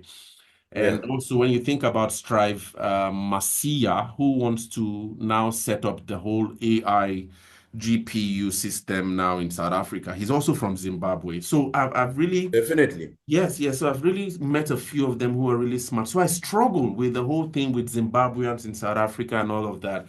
And so now I'm really looking for the youth more to really try to get their perspective on how they process what went on in Zimbabwe. But in Kenya as well, the thing with the Gen Zs, and that's where you come in because you're really important. The Kenyans told me about how the government missed the regime of a former president of theirs who was Mwai Kibaki. He was a very forward-looking president who really did a lot of investments in IT, in media. And that's why, yes, the Kenyans today are mad developers. They're really good with developing AI products and programming and all of that. And then comes William Ruto, who really didn't understand the freedom they had. And William Ruto had been a leader in a previous authoritarian government who was called President Moi, all right? He was the second president after the first president, Kenyatta. So now we saw a clash between the freedom that the youngsters, the Gen Zs enjoyed under Kibaki, and the authoritarianism that probably Ruto understood from a previous regime. And that's what we saw in the clash and when there was a Gen Z revolution. Now, I want to understand the perspective because in Kenya, the youth came together. There was no black, there was no white, there wasn't divides and all of that. Right there. And they shut down the government, they shut down the policies like policies like this kind of VAT hike now that's really shaking the whole country, policies that are really, all of that. So I want to understand your assessment of a united youth in South Africa. What could be the challenges when we speak about the South African youth to confront the government? Is there one kind of voice? Is there one voice? Or is there a really division? How do you think that the youth in South Africa is today? There's an array of voices because of one reason. There's simply no communication amongst each other. And there's no communication amongst each other because of the fear of failure and the fear that we might not agree with one another. In South Africa, there's this sick habit we have. We're scared of debating. And here's why. We're scared of debating because we're entitled to our own opinions, or we feel we're entitled to our opinions. We have a victimhood mindset, and we feel that whoever may disagree with us should just go to hell. And that's the mindset many of our youth members have. I'll give you an example, even with religion. Here in South Africa, there's the Catholics, Muslims, and so forth. Let's say I meet a girl at the mall I'm really fond of. I discuss, where are you from? What do you study? What's your religion? That's usually where we don't go. We usually don't ask, what's your religion? Because we're scared. We don't want to debate. We don't want that. We want to hear what we want to hear. It's like what I was saying earlier. That's probably why the youth in South Africa isn't one voice, as much as they'd want you to think it is, because of channels like myself, who are making solid movements, the movement, no pun intended. You still have different youth out there who don't agree with what I say. There's different youth out there who claim that I'm just trying to speak for the whites. I might as well just go be a white person. I will admit, yes, I grew up around white people, but they're human beings. Why should I feel bad about growing around human beings? I thought you grew up around human beings. What's the bad thing about that? But they don't want to get to that. They don't want to debate. That's the problem with our youth in South Africa, which is why we'll get destroyed in any debate. You take a random young person down the street, you make them debate against a random young person in Zim, they are going to lose badly. Wow. Because they are not self-taught. They rely on school. They don't give us opportunities here, my men. Here, they don't give us span. We don't have work. In Zim, they'll tell you, who said anything about work? Why don't you do something about it? Okay, you don't have work, then do something about it. Not even in Zim, other nations. I'm just giving you examples of nations that have a history of having very smart members of youth. Exactly. Yeah. We will be destroyed because we're scared to debate, not because we don't have the potential. The potential is there. Oh, it's there. I've seen it myself. I've seen the power. I've seen the anger. I've seen the hunger. I've seen the eagerness in our youth. But the fear of failure, the fear of debating, the laziness. We are lazy, Kwazemy. We are lazy. We are a lazy generation. The generation before us, which is, our older siblings and so forth, was perhaps even lazier. They're the generation that has majority of the men who turned into drugs, who thought they could do something with rap, but didn't even go find it. That's the generation who was saying, I want to do music, I want to do this and so forth. Look where that got them now. Some of them are just chilling in the street, doing nothing. They have their matric certificates, but they're lazy. They don't want to do anything with it. They'll tell you, no, I had a job here, I had a job here. But if you ask them a question like, okay, so what are you willing to do about your situation now? They're not going to tell you, I'm willing to wake up in the morning and think, okay, what is my family eating today? What am I going to do to be the man I want to be? What am I going to do to make sure I lead by example to my younger siblings and my children of the future? They're not going to do that. They're lazy. Our youth is lazy. There's many members of our youth here who don't fear debate, like myself. There's many members of our youth who are more than happy to be open in conversation, who are more than happy to also stand as one voice. But here's the thing. Even if there's that one person in the army who's not willing to fight with you, it's either you get rid of them and move on, or you keep them there and let the other potatoes rot because of that one rotten potato. And that's what we're doing. We're just keeping all the rotten potatoes in one place. I'll give you an example. In the classroom, I remember I ran a survey one time, a secret survey, no one knew. I was asking different kids around the college I go to, why do you do the course you do? Simple question that needs a simple answer. Surely you know why you're here. And they all had one answer in common, which was very disturbing. I had no choice. I just came here because there was no other opportunities. I'm like, what did you want to do? The one will say, well, I wanted to be a fashion designer. The other will say, well, I wanted to actually be a biochemist. The other will say, I wanted to do geology. Then I'm like, then how'd you end up here? They're like, oh, no, I don't have money, so I just ended up here. And then I came up with one hypothesis. Well, I wouldn't call it an hypothesis because the experiment was already done. But I came up with one answer. It's simple. Majority of the youth in South Africa do something because they don't have a choice. When you see a youthful person do something good in South Africa, it's because they don't have a choice. When you see a young person go to church, you're like, wow, why are you here? I haven't seen you here in a while. They'll be like, I don't have a choice. My parents are going to force me. They're not going to tell you no because I wanted to, because I woke up at 6 in the morning today and I said, I'm going to push, I'm going to bath, going to make sure I'm there, spend 40 minutes with God and go back and grind and put my head down and keep grinding, put my nose on the grindstone and get it as sharp as possible, sharper than a pencil. No, they're going to tell you, I don't have a choice. When someone says, no, when someone says like, something like they were given a job, they'll be like, I don't have a choice, man. What choice do I have? There's no choice. It's either I take the job or I'm unemployed forever. Can you see that mindset, Kwazemy? Can you see the trend here? It's victimhood. I don't have a choice mindset. You don't have a choice because you were always given one. It's your choice to live or not. There's always a choice. You decided to get off your bed and scroll on TikTok. You decided to be depressed. Depression is a choice. It's not a sickness. You don't need pills or antidepressants. It's a choice. You choose to be sad today. I could have woken up and said, I am sad. I'm going to tell Kwazemy I don't feel like this interview. Feelings. If that's how I operated, I would have never succeeded in life. And I'm sure that's what you think. You can't wake up in the morning and say, I don't feel like this, so I'm not going to drop my child. I'm not going to do this. I'm not going to tell my wife I love you because I don't feel like that. No. As a man, you're going to wake up. You do what you need to do. You still smile, even though there's so many scars underneath you because you have a family to look after. You have people to fight for. You have people to care for. But that's not what our youth is told. That's why they'll never stand as one voice. That's why they'll never debate. That's why they'll never stand for what they truly stand for. They'll just keep whatever they know as a secret. And then when they're challenged on it, they'll feel offended and start thinking you're a misogynist or something. Wow. Brilliant. Brilliant. I really never saw that in that light. Because also, you know, when I also, in 2020, the Nigerian youth also rose up against police brutality. And I see a lot of police issues in South Africa now. It's not necessarily police brutality, but I see a lot of the whole thing with SAPs. I see comments like maybe one day I might be able to grab the police commissioner in KZN. He's a mentor to me. I really I love to listen to his views and you can see passion, just like what you said. I made a video on a matter of fact the other day. Oh, okay. You know, I'm sure you know his infamous speech where he said the black man is the problem. Yes, I saw that video. I was really, I covered and I marinated that video so hard. There were people from all corners, white people and black people saying, oh, finally, a kid who makes sense, not spreading propaganda. And of course, there were others saying, hey, Wena, hey, you, be careful. Be careful. You're doing something not right here. Remember, black people are the oppressed. We the victims here. This is our land. We can do whatever we want with it. You know, just sorry to cut you off. I just had to add that. I really appreciate that you cut me off there because I'm happy that we're on the same page. Because when he made that statement, that was the video that actually really got me thinking. It went viral. Yeah, it really went viral. Yeah, I was so shocked by that statement. And also following his work now, you know, one of the things, you know, I also have a family as well, a small kid, he's 4. Yeah.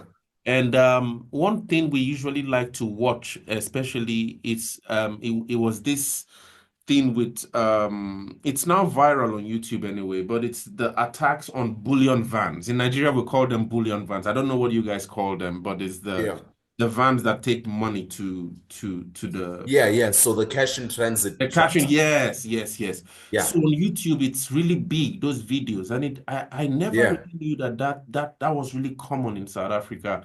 I miss many other crimes, you know. So it really put my family in to really start understanding South Africa. Really, we don't know what's really going on. Yeah, as you should. It's always good to understand other parts of your nation. Yes. Despite what someone else may say, they'll say, you're a foreigner, get out. I mean, bro, that's not how to think. That is not how to think at all. Yeah, for me anyway, I see myself not necessarily as a nationalist. I see myself as a continentalist. So that's why I'm flowing with you. I see you like I'm talking to my brother, you know. I just definitely. It's kind of like one black blood, like you. Yeah, we are the descendants of Adam and Eve. We are the descendants of Abraham and David. I don't understand now where we say, you are foreigner, or whatever name they come up with for these people. Exactly. So my question now is, with this whole crime, I don't know if the word is crime. Many times I think maybe it's a trauma from the violence that have preceded South African society. Not even, this is before apartheid, okay? Yeah. How safe or unsafe do you feel as a South African black male addressing the issues you address on your channel? Have you been really physically threatened or gotten threats physically, or maybe by phone or something? Well, there's obviously those keyboard warriors who say, hey, Summer, I'm in Vosloorus, Johannesburg, and I wish I could see you, you know, so that I could beat you up and show you that what you're saying is trash. And obviously, as I walk, I've seen some people saying, hey, I know you. You're that guy online who speaks a bunch of the most idiotic garbage. And I'm like, yeah, thanks, man. If that's honestly what you think, I don't know why you watch me anyway. Wow. There's always those ones, but also, just like any other place in the world, there's different layers to it, right? There's different layers to the onion. The first layer of the onion is the keyboard warriors, and that's basically what they are, keyboard warriors. They're only as powerful as they are on the keyboard because they can't do anything else. They can say whatever they want to say online, but they're not man enough. They're not human enough to actually stand up to and debate. They're not, what can I say? They're not grown enough. They're not mature enough to actually debate with you and say, hey, just wanted to reach out to you. I actually disagree on this point you made about feminism, Sama. Sir, why do you say feminism is wrong? Or why do you say modern feminism is wrong, Sama? Or like, because I would call you a misogynist from where I'm from. So could we please just have a little discussion about that one? And I'd say, sure, let's talk. Not, we must kill this guy. We must crucify this guy. Those are keyboard warriors. And that's what they are. Just stay away from all of that. There's nothing you can do about those people. I used to advise my students in the Realm of Reason Discord server, the one I told you about earlier. Yes. It's nothing you can do with what someone thinks about you. You can go out of your way to say, hey, I'm actually not an asshole. I'm actually a really nice guy. I help people. And they'll think, yeah, no, you're still a terrible person. And there's nothing you can do about it, really. Yeah. And you may even wonder how long it took me to start thinking like that. I'm not going to lie, it took a while. It took a while because I didn't start public speaking yesterday. I started it as a kid. And obviously, everyone has their own opinions. You can imagine everyone from every different background having their own opinion about you. Parents, grandparents saying, this kid is rude. This kid doesn't know what he's talking about. He's just a kid. It took a while, to actually think about it. But then I got advice from people like my parents, my mentors in the game, in the wealth game even. They're like, there's nothing you can do with what people think about you. And remember, it's not about the person, it's about the message. Yeah. We shouldn't be giving a rat's butt if you're from Nigeria. We should be caring about your message. What is Kwazemy's message? It's not my business to know if you're from Nigeria. That's not my business. That is none of your business to know that this man has this, has this, has this. What is your business is the message he's trying to bring out. Yeah. It's not my business to know how many children Cyril Ramaphosa has. It's not my business. My business is to know that he's the president of South Africa and to know what kind of job he's doing now and what opinion I have on the job he's doing. And then there's the second layer of the hate rabbit hole. Yeah. That one is where they start sending physical threats now. Like countless emails saying, hey, man, a real black guy would never have said this, things like that. They try to do whatever they can to demoralize you, which is actually nothing much. The second layer is nothing to worry about. The best take you can do is to ignore them and have as much protection as possible. You don't have to give out as much information. Yeah. I say that to many of my students. And then there's the third layer of the onion, which is perhaps the most dangerous. Well, the second most dangerous, because now you have 3 lives. Yeah. Now they'll try to cancel you. There's higher powers now who are trying to take you out. The first layers of the onion, it's just local people who can really do nothing to you, especially if you've got protection. Yeah. This layer is not the one you should think about because now it's higher powers who try to cancel, like how they canceled Kanye West or how they tried to cancel him and called him crazy, quote unquote, whereas the man is actually fine. He's just telling the truth. They'll say things like, hey, Sama, I've just been waiting to meet you. I am the head of the EFF Youth League, for example. So I was thinking, Sama, why not delete all those EFF videos you made? Why not come to us, represent us, wear EFF shirts in every other one of your videos, motivate people to not join your realm of reason where they'll think freely, join the EFF Youth League. Send a post, when you are posting your links to the realm of reason, it must be for the EFF Youth League. You'll be the leader, we'll pay you because obviously we're taking time out of your schedule. We'll pay you this amount. Tempting money. And now it's up to me to say yes or no. Will I sell out or will I not? That's the layer of higher powers. Now, if I do sell out, I'm safe forever because I'm protected now. Protected. All I have to do is just be a puppet and say yes to whatever they do because I know I'm getting the money and my family's protected. Yeah. If I say no, I go into the next layer, the deeper layer of the onion, the second last layer of the onion, which is they cancel you. They cancel you. They find whatever they can, whatever old video they have of you online to try and cancel you. I'll give you an example. Ronaldo goes, I'm sure you are aware of him. I know that story. The Newsroom Africa recently found an old video of his saying some very racial slurs towards black people. I know that. Now, here's what I thought when I saw that viral video. I said, I could just easily be the average black guy and say, Ronaldo goes is evil. Let's cancel him. Protest. Start a campaign, hashtag cancel Ronaldo goes. He's a pathetic racist. Or I could actually go, wait a second. Hey, Newsroom Africa, where's the rest of the half of the video? Why are you showing me this clip alone? What are you trying to show here? What agenda are you trying to push here exactly? Then, if I somehow escape that layer where they cancel me and cancel all of my social media platforms except for X, which was started by Elon Musk, someone who supports free speech, thanks be to God, they put you to jail. Now, when they can't cancel you, they'll find some allegation against you. They tried to cancel Ronaldo goes by posting that video. Usually when someone posts a racial slur, they cancel them, especially if it's a white guy in South Africa.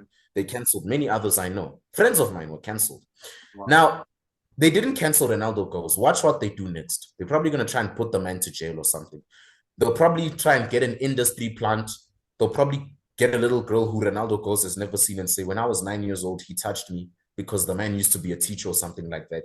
You know, I'm a sports coach. If I don't get canceled, what's stopping them from contacting one of the kids I used to teach years ago and saying, we're going to pay you and your family 100,000 rand, 200,000, 300,000. If you just say, when you were in one of your sports classes, someone was looking under your sports skirt and he did something terrible to you. Boom, you're done. Especially as a man in South Africa, you're done. Especially if the Me Too movement comes after you. My man, if you don't know how to prepare yourself for that war, you are finished. You're going to jail even though you didn't do anything. Guys like Andrew Tate are going to jail and being on house arrest, whereas no evidence has been found against them whatsoever. New allegations are popping up more and more. But now you look back, you're like, okay, fine. People call him a misogynist and so forth. But where's the evidence? Where's the evidence that he actually strangled his girlfriend, where he was actually having a trafficking syndicate and all those things? Where's the facts? You need facts to take me out.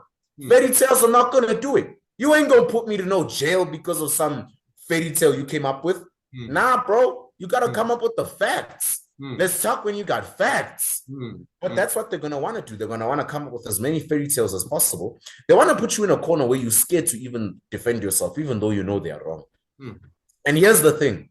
If someone like Ronaldo goes, Andrew Tate, Kanye West even avoids that jail cell thing. They tried to take Kanye West to a system for sick people. Remember, I'm sure you know those rumors. They call him crazy and things like that because now he's fighting with his wife and so forth. The man is crazy. You know that. He dressed, they're saying, but he dressed somehow. Didn't you see the other interview? He dressed like a KKK member in the other interview he had with DJ Academics. Are you sure he dressed like a KKK member? Because he dressed like a Catholic priest from the 1800s. Do your research, homie. Don't listen to what everyone else tells you. That's the problem. We listen to everyone, everything everyone tells us. What if I didn't research that? That's how Catholic priests used to dress in the 1800s. And the message Kanye West was trying to push that he's for God. He's standing for God. He's no more standing for these big companies, these record labels that are trying to buy him. But if I didn't do that, I was also going to think Kanye West is crazy and that they should take him to solitary confinement or something. Now, that didn't work. Now, I'll give you another example of a man who has gone through all those layers I just explained to you. Donald J. Trump. They tried to cancel him. Didn't work. They put him to jail. He's the president now. That didn't work. They tried to kill him, which perfectly leads to my last layer of the onion. Guess what, Kwazemy? If they had threats to you and it didn't work, if they tried to cancel you and it didn't work, if they tried to put you to jail for no absolute reason and it didn't work, what do you think they're going to try to do next? What's the last option they have to wipe you off the face of this earth? Just shoot you at the back of the head. He's not going to see it. His parents won't see it coming. No one will see it coming. Like what they did to AKA. May his soul rest in peace, by the way. Till this day, you think it's by coincidence we haven't found his killers? Of course not. They know who his killers are. His friends know who his killers are. Everyone in his close circle knows who killed AKA. Everyone in his personal circle knows who killed Senzo Meyiwa himself. Till this day, there's still court cases. Hey, we're trying to find who killed Senzo, who killed AKA, who killed Tupac, who killed the notorious B.I.G. We're trying to find who killed John F. Kennedy. We're trying to find who killed Gaddafi. Brav, get the hell out of here. We know you killed those people. You just don't want to reveal that because you might end up on the same boat as them. So, to sum it all up, as an influencer, you must face these risks if you want to tell the truth. It's an onion. Threats from the keyboard warriors, layer number 1. Threats from higher powers, layer number 2. Cancellation, put you to jail for some false accusation, a terrible one. Even if it's wrong and you're still out of jail, the damage is done. If that doesn't work and people still support you, they try to kill you. Mm. And if you survive all those, you are truly a G. Those are Yeah. the 6 layers an influencer like you and myself need to be aware of. Not that we may go through, God forbid, we might not actually go through those because we're in democratic countries like South Africa and Mm-hmm. Nigeria. Mm-hmm. But as an influencer, you must be aware that you may be put through those challenges. Mm. That's what I came up with when I was doing some of my self-study. I call it the 6-layered onion by Thee Sama Sambit. Just Wow. what every influencer needs to be aware of. All those things you're going to be going through. Yeah. Man, that's a theory in itself, man. That's really powerful. You have to write that book, the six layer Yeah, onion thing. yeah, How man. Thanks. you have to do that. I mean, like it's a really powerful one, and I really Thanks. appreciate how you do that. How you do that. Many times, in my head, I was always wondering if maybe does Sama Sambit go for a self-defense course, because now I'm Yeah, trying to think if I was South African, that will be number one on my list. A self yeah, yeah. course, then I'll be a steady Definitely, gym definitely. enthusiast and all of that. But Yeah, it's really nice to hear yeah. And you. I'm not gonna lie, I do have some martial arts background, I Okay. was raised in a household that was, diverse. Mm, So when I saw something like, hey, dad, mm, or hey, mom, my mm, brother does karate. Can I join mm-hmm. the class? They're like, sure. If that's what you want. I don't Yeah. want you telling me you want to do karate because your brother's doing it. No. You must think for yourself, Sama. Do you want to do karate? And I'm like, heck yeah. You Mm, know, obviously, nowadays, with the crime rate higher, self-defense course is urged. Not just any self-defense course, all right? mm-hmm. I'm not telling any South African go to some Joe Schmo, Mm, some Malala pipe at some no, gym somewhere, then no, teach them some garbage, then it no. plays nothing. No. Mm, Learn at home, learn everywhere you can, learn Kung Fu, yeah. learn your Muay Thai. Mm-hmm. I specialize in Muay Thai Oh, and Kung wow. Fu as well. Wow. You need to learn those things. Yeah. Also, have your weapons. You never know what's going to happen. Get your gun license, Yeah. get all those and so forth, so that you can be able to defend yourself Mm, when push comes to shove. I'm not saying get that and then be an asshole and start mm, thinking you're better than everyone mm, else. mm, Get those, and you need your self-esteem. You need to be protected, mm, because as much as you want to spread the truth, you need to also be aware of the consequences that may come afterwards. mm. So not only do you need to be very careful of where you go and what you say in front of a certain group of people, you need to be careful of who you associate yourself with. You need to also, be able to protect yourself. When push comes to shove, the bodyguards are not going to be there forever. Yeah. Some of us can't afford bodyguards, so you need to do what you can. Do what you can. Work with the books you got. That's very good. Super, super, super. Yeah. Okay, so let's just go quickly to the next question. Yeah. I have about four more, but I'm really enjoying this so much. So I don't know if you know Wode Maya. I've He's heard the name. I've Yes, heard the name. he's what we would maybe call one of Africa's biggest YouTubers now. Yes, him. Yeah. I've Yes, heard the name. I don't watch him. yes, okay, yeah. So he's from Ghana, and Yeah. Ghana and Nigeria are quite close. We go by road, so I try Yeah. to follow his. He's also a positivist, although he's also Yeah. part of the anti-slave, slavery apologists. But anyway, he's Yeah. really Yeah. big Yeah. on Pan-Africanism and all that. And he just made a video on Orania. Yesterday, I Yeah. stumbled on news. I think the EFF is trying to march now on Orania, and there's Wow. trying to, Just imagine. yeah, Just imagine. What did Orania do to yeah, EFF? You want to go and march there. Then when yeah, something happens, you're gonna complain. yeah. I saw that. I saw that on the news yesterday. I think the basis for the Yeah. argument was that Orania doesn't represent what they see a possible South Africa to be, and so they would Mm, wish that Orania should be a mix of a black and white, and that kind of argument anyway. But that could I be agree. stories for Yeah. another day. Yeah. So now, when you go to this Wodemaya's video on Orania, on YouTube and Facebook, the comments just blew up. The comments from blacks in West Africa, the comments from blacks in the Atlantic, really like, Yeah. how could it be that there's a white only community on black soil? So that was the basis for the argumentation from these comments, and the only Yeah. white town on African soil. All right. And I've spoken Yeah. to Afrikaners like near the Bear. I'm hoping that I will still speak to more Afrikaners to really understand their perspective. But as a Yeah. black South African like you are now, Yeah. and processing all of these things, especially with Orania, especially with the whole thing with the Afrikaners and Yeah. Afrikaner and all of that. How do you Yeah. how do you interpret the struggle, the Afrikaner struggle in South Africa, and the whole thing with economic inequalities from their perspective. How are you processing that from your perspective? Yeah. So it's basically like what I said earlier, yes, the blacks were oppressed, but it's not an excuse for having a reverse apartheid on the nation, right? So yes, the whites are currently being oppressed and so forth, but it's not an excuse for going and starting a whites only town where only white people can go and only white people can do their things, where you start your own currency and make it as if you're a different nation in black soil, right? That's completely wrong in itself. Orania is not a bad place in itself. It's just what they do with it. So it's a peaceful place. I understand the part where they say it's South Africa we want it to be. Yes, I understand where you say opportunities, reasonable economies, young working people. But the problem I have is that thing where they say, oh, you can't be here because you're not a Boer or something like that, or you're not a white person. That's where it's wrong. People mistaken me for taking the side of the white people or the side of anyone who's not black. That's not what I did. I remember uploading a recent video that also went viral. Perhaps you also ran through it while you were scrolling through my channel. It was the problem with South Africa's black community. Yeah. Right. And the amount of backlash I received from that one was like, yeah, you're just saying everything the white person wants to hear. Right. And I'm like, well, yeah, I am. But I'm also saying everything a black person should hear, because motivation is not about hearing what you want to hear. It's about hearing what you should hear. I'm actually going to make a video. I might make a video on Orania soon because I remember watching a few documentaries on it. Unfortunately, I haven't been to the place, number one, because I probably wouldn't be allowed there. But number two, I also haven't been given the opportunity to be there. I haven't had the time to go there. But my opinion on Orania is simple.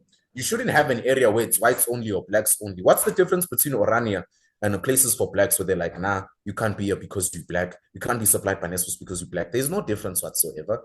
There is no difference whatsoever. In fact, it's just making more racial division. It's making South Africa more and more segregative. I said we are youth and we need to fight, move forward, be the next generation, be the golden generation to move forward. Stop this segregation, stop this division. Orania is not helping. I see what they're trying to do. I'm not criticizing them, but you're not helping. Like, let's say you broke your toy as a child, or let's say you were doing a project when you were studying in university and a friend is trying to help, but they're just not helping. You're going to tell them, hey, man, I can see what you're trying to do. I appreciate you coming here to my house and trying to help me with this project, but you're not helping, bro. You're not helping. It wouldn't make a difference if you weren't here. You don't want to offend the guy. You don't want to offend the people, but it's just the truth. Orania is not helping in improving any of the racial tension in this country. In fact, it's actually increasing it. The fact that places like Orania exist is the reason why the EFF is doing what they're doing. It's making more and more racial tension. It's inviting more and more war. Why the war? Where's the war? You're both people. You're both South Africans, born in South African soil. Move forward. Move forward as a people. When we're supporting South Africa in the Rugby World Cup, I don't remember saying, yeah, the black rugby players did. They're supporting everyone there. When you're supporting Bafana or Banyana, I don't remember you talking about any race of people, because you don't see color. You see soccer players. Yeah. Just like when you look at South Africa, you shouldn't see color. You should see people. And that's what I think Orania is missing in the perfect puzzle they think they're trying to make, right? You should see people. Don't see the color of their skin. Don't say you can't be here because you're not white. What? Like these viral videos, I investigated the whites only community in South Africa. Already that sentence, the whites only community. Yeah, man. What's going on? How? I thought this thing ended. You see, so they're not fixing the problem, Kwazemy, I'm not going to lie. As a South African who is unbiased, you know me as a very unbiased person. I don't take sides. I tell the truth as it is. And the truth about Orania is, as much as some white people don't want to hear this, it's not helping. You guys are not helping. In fact, what you're doing is increasing the racial tension. What you should be doing is motivating the younger generation. I'm not saying the white younger generation. I'm saying the younger generation. Black, white, colored, Asian, green, purple, to move forward. Stop saying because you're not white, you can't come here. EFF, stop saying because they're not black, we want our land back. Stop it. You're both wrong. This is like a parent correcting both the children in this situation. It's basically what it is. We need unity, not more division. I agree with you completely on unity. And for me, that is my struggle, even as an outsider, because I love South Africa so much. One of the bases for my love for South Africa is when we conduct research on Africa, we see that, the countries contributing the highest GDPs to Africa. You see South Africa, you see Nigeria, you see Morocco, you see Algeria. We don't want to lose these countries to these, attempts at divisions. And so, exactly. I really hope that something, I don't know what could be done, but I'm also for unity. I hope, for me, I'm a voice of the youth in Africa. And I look for a day where I would see a black and white and Indian and Latin American, South African youth coming together and not being, driven by this racial division. Because this is what we saw in Kenya. We saw a Yeah. Kenyan youth that were tired of tribalism, and they came together and they said that we are leaderless and we are Yeah. tribeless and we are partyless. We want a progressive nation for our people. So that is something I see. If that kind of tone could erupt from a South African place, I think it would be a biggest movement in Africa, because it's going to be a much more powerful, diverse one. Correct. So I really enjoy your message on Orania. So let's just quickly move now to my next question is about, I don't know if you know about Dr. Arikana Chohombori Kwayo. She has actually gone viral a lot. The first time she was, I know her. yes, she was the African Union representative in US. Yeah, and I think she got a certain light bulb moment at some point, and she was blasting, colonialism in Africa, the 1882 Berlin Conference and all of. So she went really viral at some point. Now, there was a video she made recently on, I think it was Al Jazeera, where she spoke about that USAID, which Donald Trump actually took. Now, I see a lot of things going on now with the whole tariffs and all that, how it might hit South Africa. Her primary argument was that the taking away of this aid could probably help African leaders. The African leaders would now stop begging, would now start looking at probably ANC leaders and start, using the resources in South Africa to build South Africa. What is your take on that? Do you think it's possible for South Africa to really dig into the kind of productivity it takes to build a nation that goes beyond aid? Or do you think we are trapped in South Africa on this whole mentality of aid? Yeah, so firstly, what Trump did with South Africa was like a parent taking the child's PlayStation or Xbox so that they can improve their grades. And now the decision is up to the child. Now, what do I do with this? Mom has taken away my PlayStation. Do I study and do I get better grades so that I can get it back? Or do I make it even worse to convince her to never give me the PlayStation again and start questioning why she gave it to me in the first place, right? So that's the mindset South Africa has. They have the mindset of the second option I spoke to you about just now, about the kid. In their mind, we are being bullied by Donald Trump, this and this. Even other African countries, if you hear the nonsense that spews out of these African leaders that are supposed to be an example to our children, you wonder how they got into that position in the first place. You hear people like Cyril Ramaphosa say, Donald Trump must leave us alone. He wasn't there during apartheid. Now he mustn't come here when we're facing these struggles of EWC. That's like me saying, because you weren't there when I started my YouTube channel, you can't be there to interview me. That is the most backward thinking I have ever heard of since Charles Darwin and the evolution theory. Nonetheless, what South Africa needs right now is people to wake up and think, what now? Donald Trump cut the USA. So would we just say, it's fine, it's fine, I'm going to do even worse. We're going to increase the HIV rates. We're going to increase more abortions. We're going to do whatever he can to make sure he gives it to us back, to make him feel bad about it. Not knowing that Donald Trump is someone who couldn't care less about what's going on over here. He's got so much stress over there. So what we can do is that we can wake up and say, okay, this is what we need to do as a nation. This is what we need to do as Africa, which is when this part comes in, Kwazemy. We need to start embracing our other African nations. We need to start embracing our brothers. We need to start saying, guys, other nations from other continents are not going to fund us. You think Vladimir Putin has time to join the BRICS meetings all the time and say, I'm going to help with this? He has his own stresses. He's got Ukraine to deal with, for crying out loud. Stop playing the victim for 1 second and think for yourself. There was advice, I said I'm a big pro wrestling fan. This is John Cena's last year in wrestling. So I'm making sure I'm staying in tune for WrestleMania, which the viewers should watch if you're a pro wrestling fan. Just giving that a quick shout out. They used to ask, younger wrestlers ask him for advice. Here's what he used to say. You need to be authentic. Be yourself.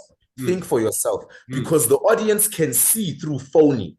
They can see through the BS you're trying to give them. And what do we get? You have people who don't listen. Now what? You're too corrupt. You're stealing. You're lying to the people. You're pushing propaganda. You're playing the victim. You're finding every reason you can to make sure they don't blame you for your own shortcomings, including Donald Trump, who was helping you. Now you're trying to blame him the moment he says, look, guys, we owe trillions of dollars this side. So I'm just going to stop handing you money right now. Yeah.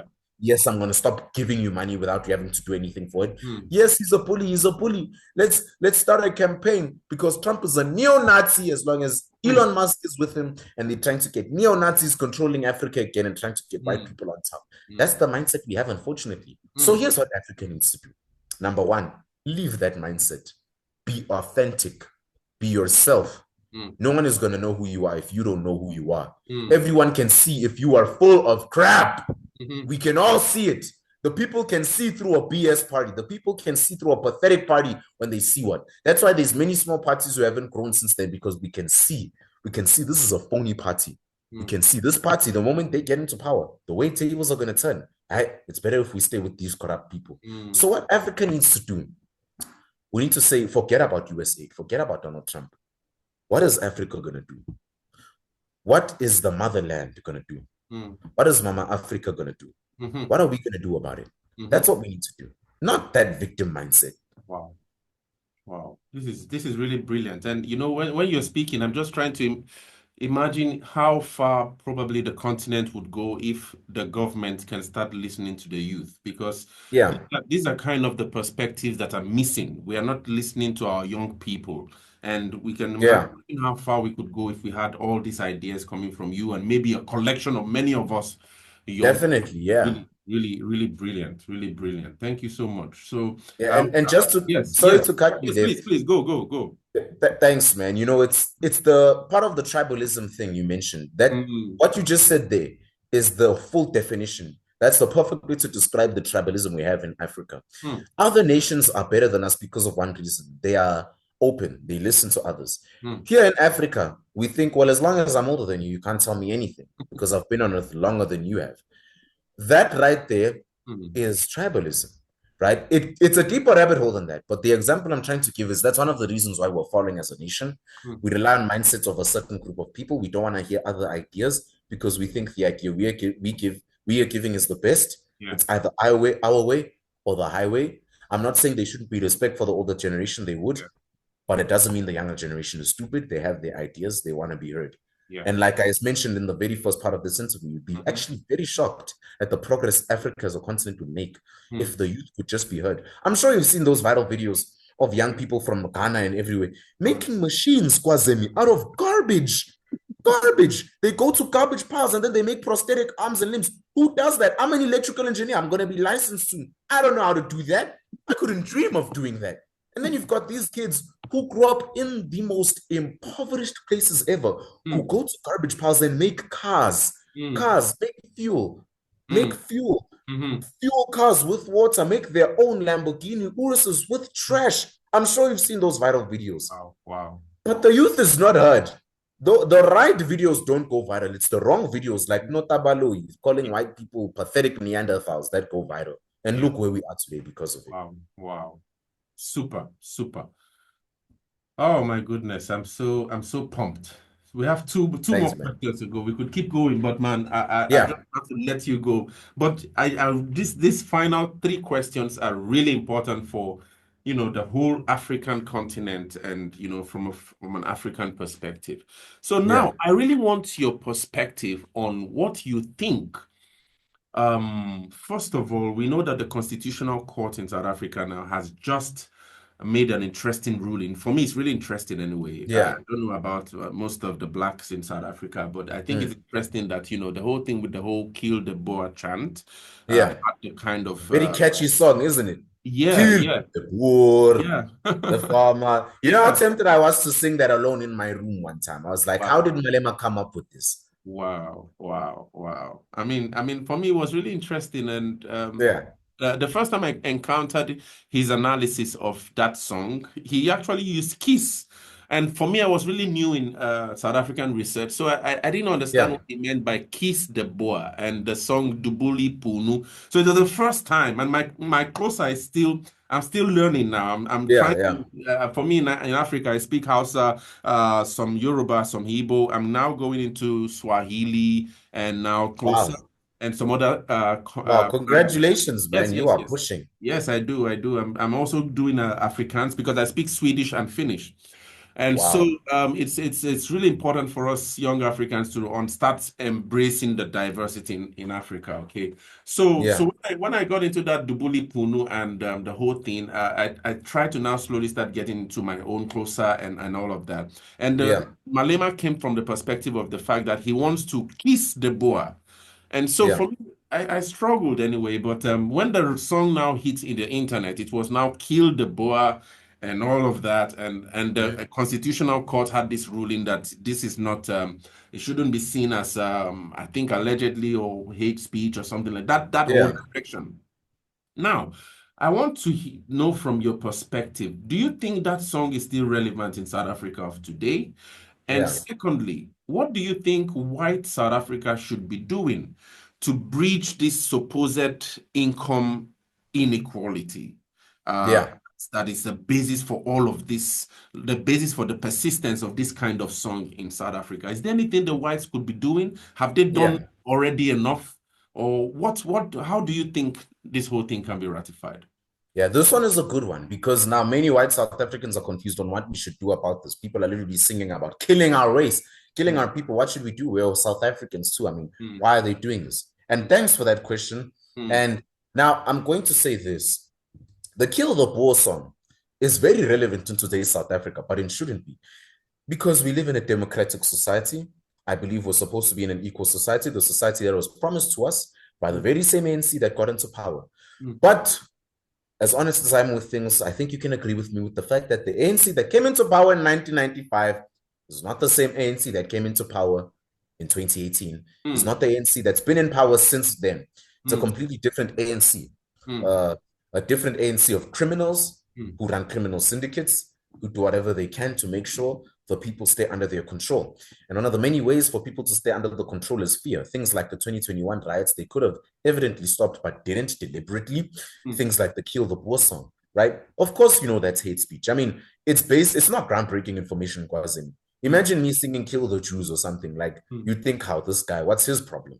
That's bad. That's racism. I'm a racist if I sing that. Malema is a racist for doing that. Every EFF member who single-handedly supports the EFF, every single member who sings that song, every single member who was there in the stadium that day who did that knows they are racist, Marxist, who should be punished for singing that. Because if the white person did that, they would be crucified. Crucified. I'm telling you, yeah. The moment a white person does that, they are not forgiven. You saw what they tried to do with Ronaldo Goes by posting that viral video of his, the old one that resurfaced. Malema now in 2025 saying, kill the Boer, kill the farmer, kill the white man, made a catchy song out of it. And nothing was done for him because the people pulling his strings made sure nothing was done for it. It's a very relevant song in today's society, which is actually really sad because what that tells me is that as much as we want to be a democratic nation, what we've done is but we've created this society where it's a sort of a reverse apartheid, right? So now we've made this theater where it's a democratic society, but behind the curtains, we're still very racist to some of the oppressed people. Not all of us are, but there's some black people who just couldn't stand being in the same room with a white person. You know what I'm saying? It's just like that, and vice versa. We haven't really done anything in that matter, which we should. But instead of doing that, we're busy giving Malema a platform, putting him on a pedestal and allowing him to sing such vile songs motivating people to kill people. Wow. It doesn't matter what race of people you want to kill. It's bad. How can I motivate you to kill someone? It's bad. You're breaking the fifth commandment of our Lord. Thou shalt not kill. If you think you can kill, then that puts you above God. If you think you can make a song about killing someone and thinking you can get away with it, then I don't know who you are, man, but you should go to church, get some confession, and reevaluate yourself as a person and the morals you follow. The funniest thing is, Kwazemy, most of these people who react to this Kill the Boer song, who sing this, are not even from the same background as Malema. Many people don't even know this. Malema was not poor. Who said Malema was poor? He just knows how to control. I take notes from Malema. I take notes from people like Hitler because they don't have the same background as the people they're controlling. But boy, oh boy, do they know how to manipulate their ways into power and push an agenda so strong.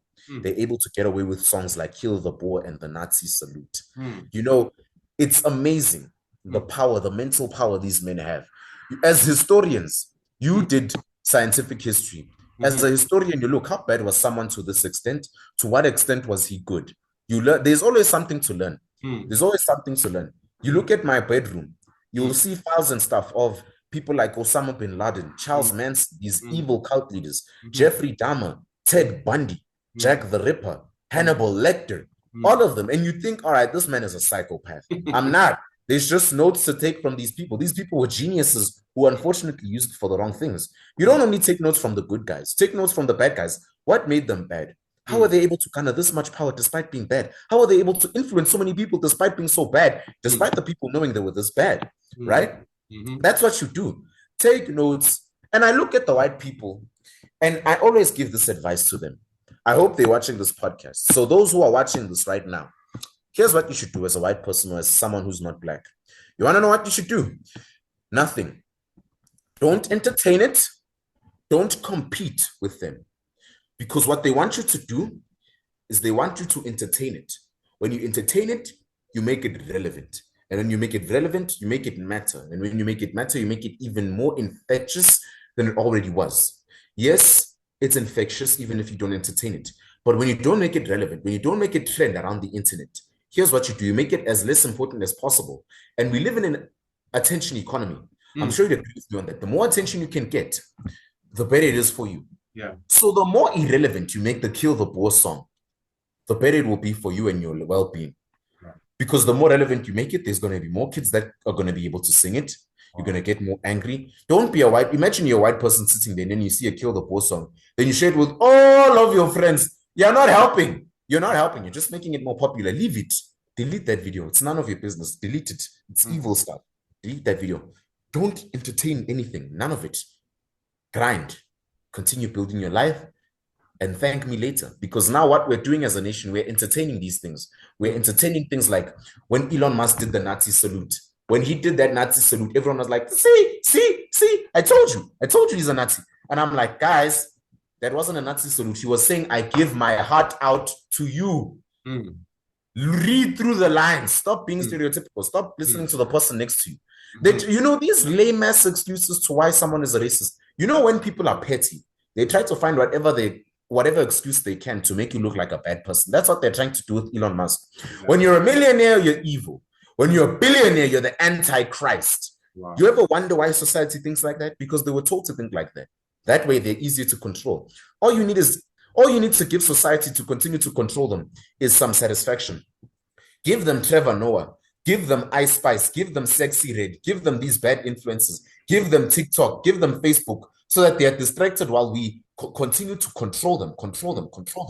We must spew more hatefulness into them. Make them hate more. Hate.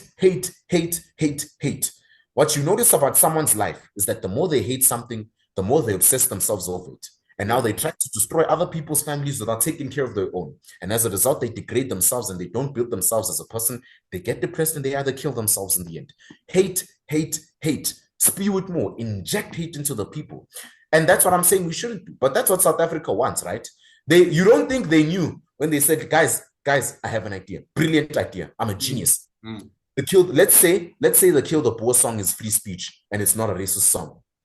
Boom! Hate. Now we're going to get more racial tension. We're going to control them more. We're going to increase the tax and we get more money, boys. Let's get that paper. You see? So as a white person sitting there, don't entertain it. As a black person, don't entertain the song. Irrelevance is the key here. When something is not important, don't make it relevant. It's like the annoying child in class. If you're a teacher and you're teaching the class, don't pay attention to that child. That child wants you to pay attention to them. Yeah. They want attention. When you pay attention to them, they're going to misbehave more. Just send them out. Done. And that's what we're failing to do as a nation. We're failing to send out the naughty kid out of the classroom. We are keeping him inside and we're letting him rot all the other children. Powerful. I really love your perspective. And this is in the last interview with Nell that we had on this channel. He also was of the fact that probably there needs to be a national dialogue with this one, Julius Malema, and just like they I think probably South Africa is getting closer to that, especially in this whole fight for unity. Brilliant stuff, Sama. Thank you. Two more questions really quickly before us. We are trying to get closer now. Sure. And you can just, I know you might want to run quickly, but you just give short thoughts maybe to this. Donald Trump is shaking South Africa, shaking things up. PEPFAR, AGOA, and all of that. And Yeah. one thing many people miss out in this whole analysis about what Trump and the US is going through and all that, South Africa and the US, is the young people. Many people ignore us, the young people, and how these relationships affect the young people in South Africa. Yeah. So from your perspective as a young South African who might maybe identify as black, a lot of people have problems with those identities anyway. But from your Crazy. perspective, yeah, from your perspective, what are your Yeah. thoughts as a young person in South Africa, observing what is going on now between between South Africa and the US? How are you processing? What do you think this is how are you seeing it from a perspective of a young person in South Africa? Yeah. So one of the many things I find funny is how South Africa is criticizing the US right now, which is crazy because the one time the US decides to stop giving us free money, that's when we decide to fight everyone else. And that's when we decide to act like these obnoxious little brats who feel like they're entitled to everything they're given, which is probably why I thank Donald Trump. That's why I made that viral video of why he Yes, I saved saw that everything. video. Yeah. Yeah, he Mm, saved this country because he mm, showed everyone this is South Africa. Here are the entitled brats you mm, thought was this perfect country that is this mega tourist attraction. No, mm, I'm showing you how entitled these people can be. Let me show you the real South Africa. Let me show you the real Cyril Ramaphosa. And he did just that. He mm. showed us that we are a soft dictatorship trying to push this Marxist agenda onto a group of people that don't even have any jobs, whose taxes have been increased. And when South Africa saw that, they went, oh snap, oh snap, oh snap, oh snap, oh snap. What do we do now? What do we do now? Oh, I know. Let's just lie to Donald Trump. Let's lie to the person who's been feeding us this entire time. Mm. And when you see things like that, when you see things like South Africa saying, yeah, Donald Trump must leave us alone, Donald Trump is bullying us, we must forget about things like when the USA used to help us. We must forget about times when the USA had massive influence when they were trying to help us stop the apartheid regime. We must forget about things like that. We must forget about the times George Bush used to have, the conversations, the types of conversations George Bush used to have with Nelson Mandela. We must forget about things like that. We must forget about the amount of influence the West has on South Africa, which is probably why South Africa is not even seen as an African country. The way we're so different from the other countries because of this mega massive Western influence. Yeah. From the accent going onwards, Yeah. everything, all of it, all US influence. We must forget about things like that when it's time to fight. When it's time to fight, all of a sudden we forget about all the good things USA did for us. USA talked its way into giving us free money, Kwazemy. It gave us free money for the past 30 years, free to help assist with HIV. Wow. And then now when they don't give us the money, we fight. Imagine you give your relative a free property. When you decide you have the right to take it if they're not treating it right, and they weren't treating it right. Minority of the US aid was even going to the hospitals that are supposed to be going to. It was going into the pockets of the politicians as we know them to be. Wow. So when you take that house from your relative, now they are fighting you. For what? Because I took my house back and you were using it for all the wrong things. You told me you were going to upgrade yourself. You told me you were going to build yourself. You told me you needed this money because you wanted to get back on your own 2 feet. You didn't tell me I was going to fund you for the rest of your life. No, I'm not going to give you any money. I have my own stresses. How? I have some other people to pay. Please leave me. I tried to help you. So there's no guilt on my conscience. Deal with yourself, South Africa. You are yours to deal with. You wanted Donald Trump to leave us alone. Now he has left us alone. And look now. It's just a matter of ungratefulness. That's my take on the relationship between the US and South Africa. It was a beautiful relationship. Beautiful relationship. 98% of what plays on South African TV is American content. 98% of the food we eat, pizzas, all those things, American. Americans have South African influence. There's Zulu parades on the New Orleans parades. Many slaves were kidnapped from Southern Africa to go there for slaves. US musicians are coming here. Trevor Scott is coming soon. Doja Cat is coming soon. Chris Brown was here. Look at the success. We must forget about things like that when it's time to fight. We must forget about all these favors USA is doing for us, all the promotion it's giving us. We must forget about the fact that most tourists are from the USA. It's quite sad. That's what I think about. It's quite sad, because we have these entitled brats versus people who are just trying to show us who we really are. Powerful, powerful. Sure. If I use the South African expression, that's yeah, brilliant one. Okay, so as we wind up, the last question for this podcast, a lot of African youth, anyway, probably many a West African youth, but I don't know how East Africans or South Africans see this man Captain Ibrahim Traore. He's the current president of Burkina Faso. And in Yeah. the last inauguration with the last recent Ghanaian president anyway, President John Mahama, he actually approached the podium to congratulate him, and all the crowd went haywire. Like he's a brand of freedom, how people see freedom, because he's doing a lot of things trying to break his country from what has been called French neocolonialism. And the French, Yeah. after independence, they still had a portion of their finances sent to the central Yeah. bank in France, and all of that, many of that. So I don't know from your perspective. Now, this is not necessarily South African, but this is probably a message from a young South African to the young Africans out there. Yeah. How do you see this whole thing with the military incursions in government in South Africa, in Africa? I don't know if it's even possible in South Africa, because I was listening to Neil De Beer. No, that was Rob Hersov. I Yeah. usually listen to Rob him. Hossab, that's another good one. Yeah. He speaks about how that the South African military is a joke, and that probably they wouldn't be strong enough to do a military coup. But Yeah. what is your perspective to these things with the military trying to get to correct the wrongs of a civilian government, and then the likes of Captain Ibrahim Traore now becoming popular as a standard? So not necessarily a standard, but as a way Africans are beginning to see maybe the fact that these democratic leaders, as a lot of South Africans complain about the ANC leaders, have failed us. Now the military is actually now having positive results. What is your take on all of that? I find that very confusing, because the military is supposed to be underneath the political party that we're all going against. And I'll give you an example. When someone like Rob Hersov says something like the military of SA is a joke and they can't fit up to the standards. Now, at first you'd go, wow, it's quite a statement from the guy. Wow. And then, but if you actually take the time to listen to the man, you'll actually see he has a point, and here's why. I'll give you an example. To join the police force these days, you don't even have to be physically fit in South Africa. I've seen police force members that are bigger than a fat cake. If I was a thief, like I'm telling you, I was walking down the street the other day, one of my peaceful afternoon walks. Some fat police officer I saw down there is eating magwinya. Well, that's what we call them here, fat cake. Okay. You'd call them as, I don't know, is it magri bean, where you have a fat cake, then you put beans inside. That's what you'd call them. Yes, that's it. Yeah, he was eating that, but he didn't put the beans inside. He was just eating just that. Wow. So now I'm walking to him. It's about 4:30 p.m.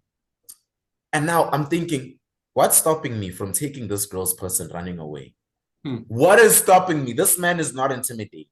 In fact, he looks like if I started running away, he'd go, my sister, please go to the police station. Leave me out. That's what I thought. It's just an example. Even in Congo. Was it Congo? Am I right when I know it was Mozambique? Okay. Yes, it was Mozambique, where 3,000 prisoners escaped. And you want to know how?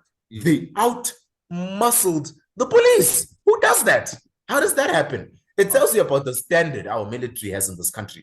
Where was the military? Where was the police force? Where were the ministers of defense? Where were they?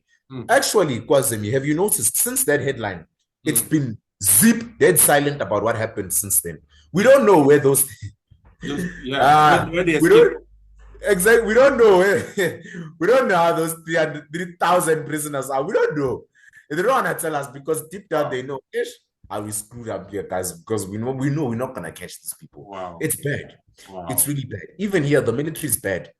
The military is struggling with many things like basic resources. There's many military officers who are complaining that there's not enough food in the military force. They're not paying us enough. But you are seeing military people posting TikToks there doing peace signs. How?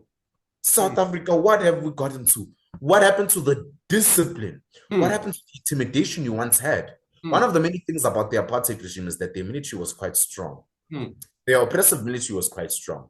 It's one of the things you notice as a person, compared to the one now, it's fallen off. It's fallen off like The Simpsons. I don't know if you know The Simpsons. Yeah, I know. It's a cartoon show. Yeah, I know The Simpsons really well.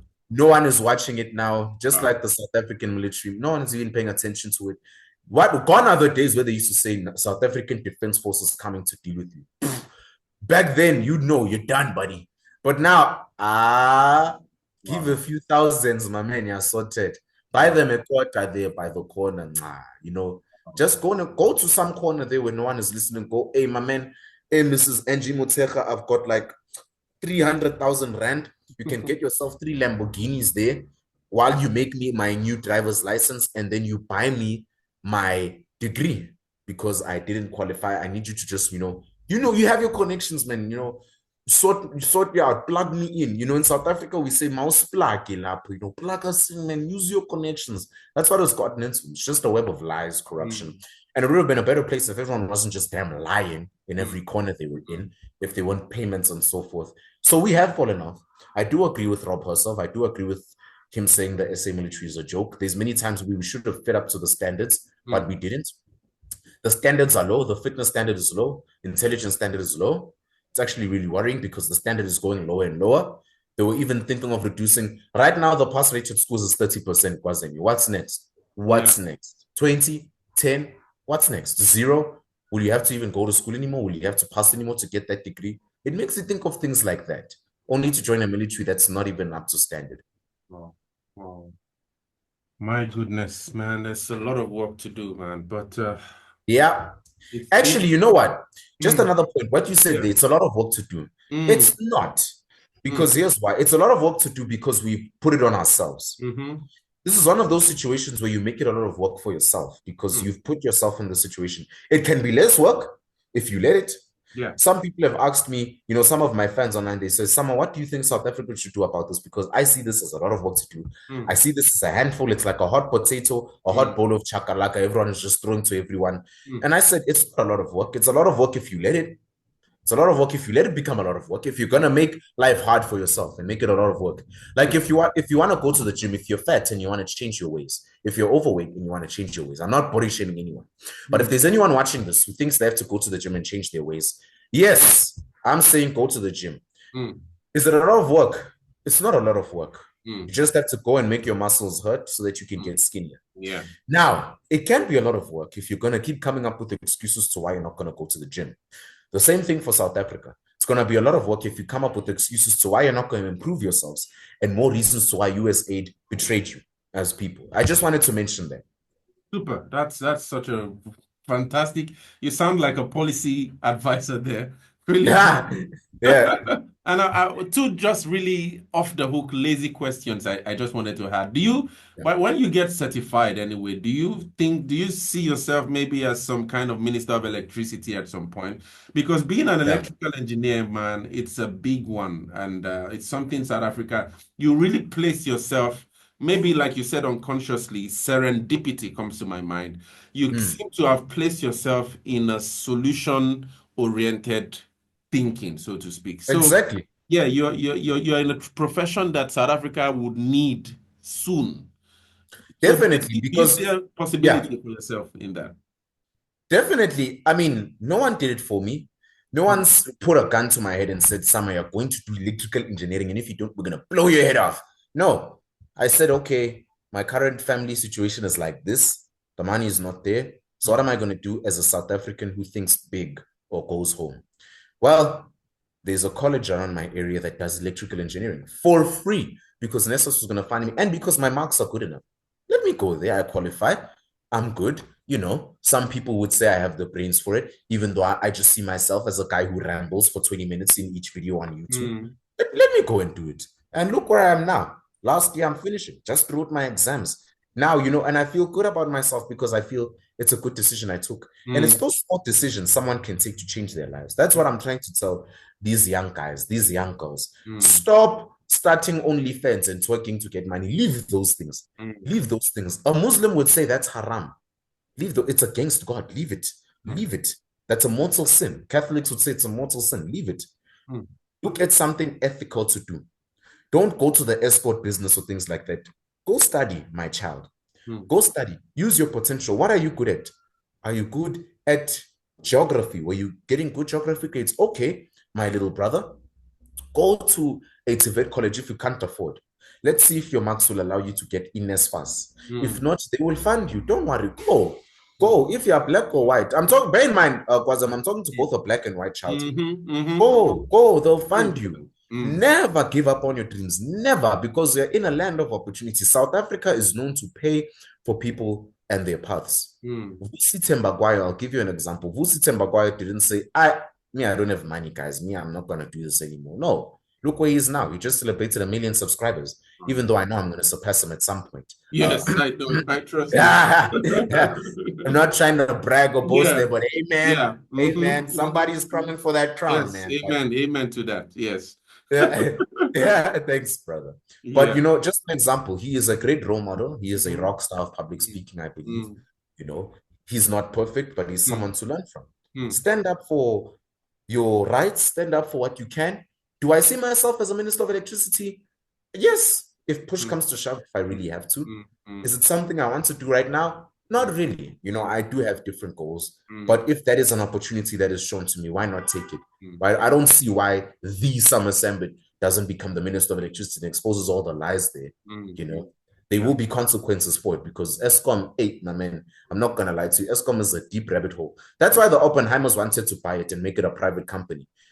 And they made it look like the Oppenheimers were evil. But they weren't. They wanted to save ESCOM. And here's how.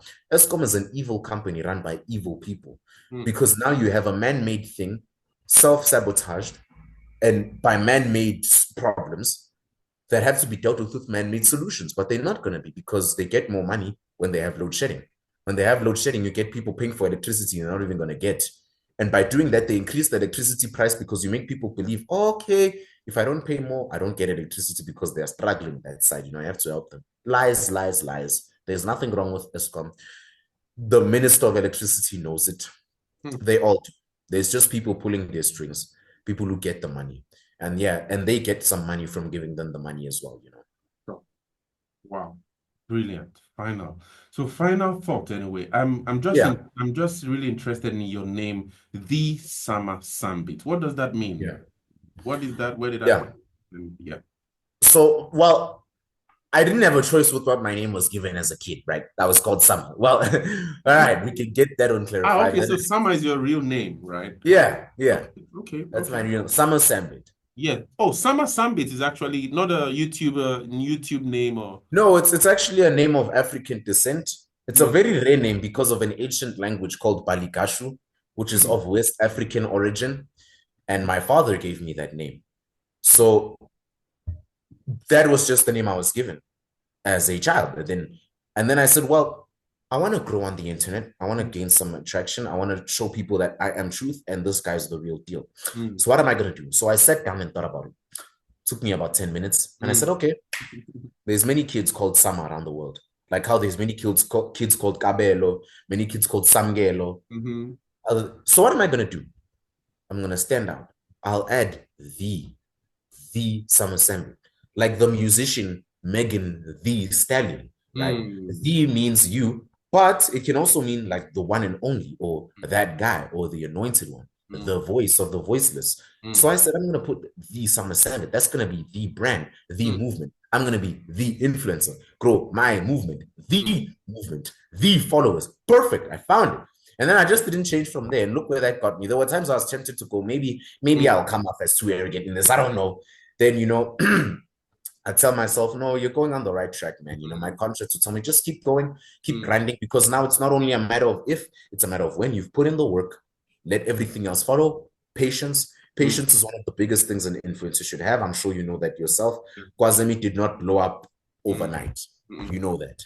No. So that's how Thee Sama Sambit came to part. I would think of names like Megan Thee Stallion, Kanye Ye West, Jesus Christ. There's many children called Jesus, but he was Christ. He was the anointed one. He was the one who was sent by God, who came to earth in his human nature and died for our sins and opened the gates of heaven for us so that we could have our salvation secured. That's how I came up with Thee Sama Sambit. He's the one that stands out from all the other garbage influences you see. Thee Sama Sambit is not going to host some OnlyFans models and be in a bathtub with them and have some vicious indoctrinating live streams with them to indoctrinate and feed the youth nonsense. Thee Sama Sambit is not going to post stage pranks of, I went and got some gold diggers and pranked some gold diggers online. Thee Sama Sambit is not going to go and shave his girlfriend's head and say, I shaved my girlfriend's hair off. Watch what happens in the next video. Thee Sama Sambit is not any of these trash South African YouTubers you see. You know them, Kwazemy. I'm sure you have some ideas of names in your head. It's a big niche, booming niche. Thee Yes. Sama Sambit is not that type of guy Mm, to start some random online beef with someone just for money and start a boxing match. mm, Thee Sama Sambit is not that petty. Thee Sama Sambit is the influencer. You want to watch someone to tell the truth? You want to watch someone and make it feel like you didn't waste your time and feel like you actually learned something, and mm, not watch someone who's renting Lamborghinis and bragging about how he's moving to Russia and so forth, whereas it was just clickbait for his fans. mm. Watch Thee Sama Sambit. He's got Yeah. the truth. He Yeah. has everything. And Yes. yeah, that's about it. That's how I came up with the name, you know. And yeah, look where I am now in a Kwazemy interview, one of my dream interviews. Thank you so much. You really remind me of there used to be a talk when Kwame Nkrumah started voicing about his complaints for Africa, really. You know that name, Yeah, right? Kwame Nkrumah. yeah. So he used to be said to be ahead of his time. And most times when I hear you speak, you don't really sound like a regular South African young person I see on my comments Wow, blasting thanks, me. man. Yeah, I'm really grateful for voices like you coming up among, yeah. young Africans, and I am proud of you. And just keep doing what you're doing. I might be older than you, but many times I think that the way you think, you're thinking older than you really are. And Thank you very much. It means a lot coming from yeah. you, you know. It's such an inspiration listening to you, and I really hope that you take this thing to the next stage. Don't give up, don't back down. We the youth are trying to raise a movement of thinking black people, as that it feels like many people think that Yeah, blacks cannot think. They are thinkers on the continent, and yeah. you are really obviously one of those that I Yeah, really and not only blacks, you appreciate. know, Mm, white people who feel mm, oppressed, the colored people who feel like they mhm, left out. Well, mm, I don't know how they feel left out because they, mm, they have the best of both worlds. They both mhm, black and mm, white. mm. You know, just young people in general, you know, that's Yeah. what we're trying, that's who we're trying to influence, you and I, Yes. that they Mm, can think you mm, are somebody. You don't mm, need someone to tell you that, you know. Yes, that's really, really powerful message. And thank you for standing for unity. Keep pulling the blacks and the whites and the Indians. And one day I get an opportunity to have you with an Indian and the black and the white, and let's think together for a much more positive South As Africa. we should, as we should. That's how we should think. Yeah. Let's bring people of all races. Let's bring Mm, people of all backgrounds. Let's mm, see how we can move forward. mm. Not as South Africa, as a nation, as Yeah. a continent. Pardon my Yes. please. As a And continent. Can you mm, imagine, Kwazemy, my mm, geography teacher from the 8th grade?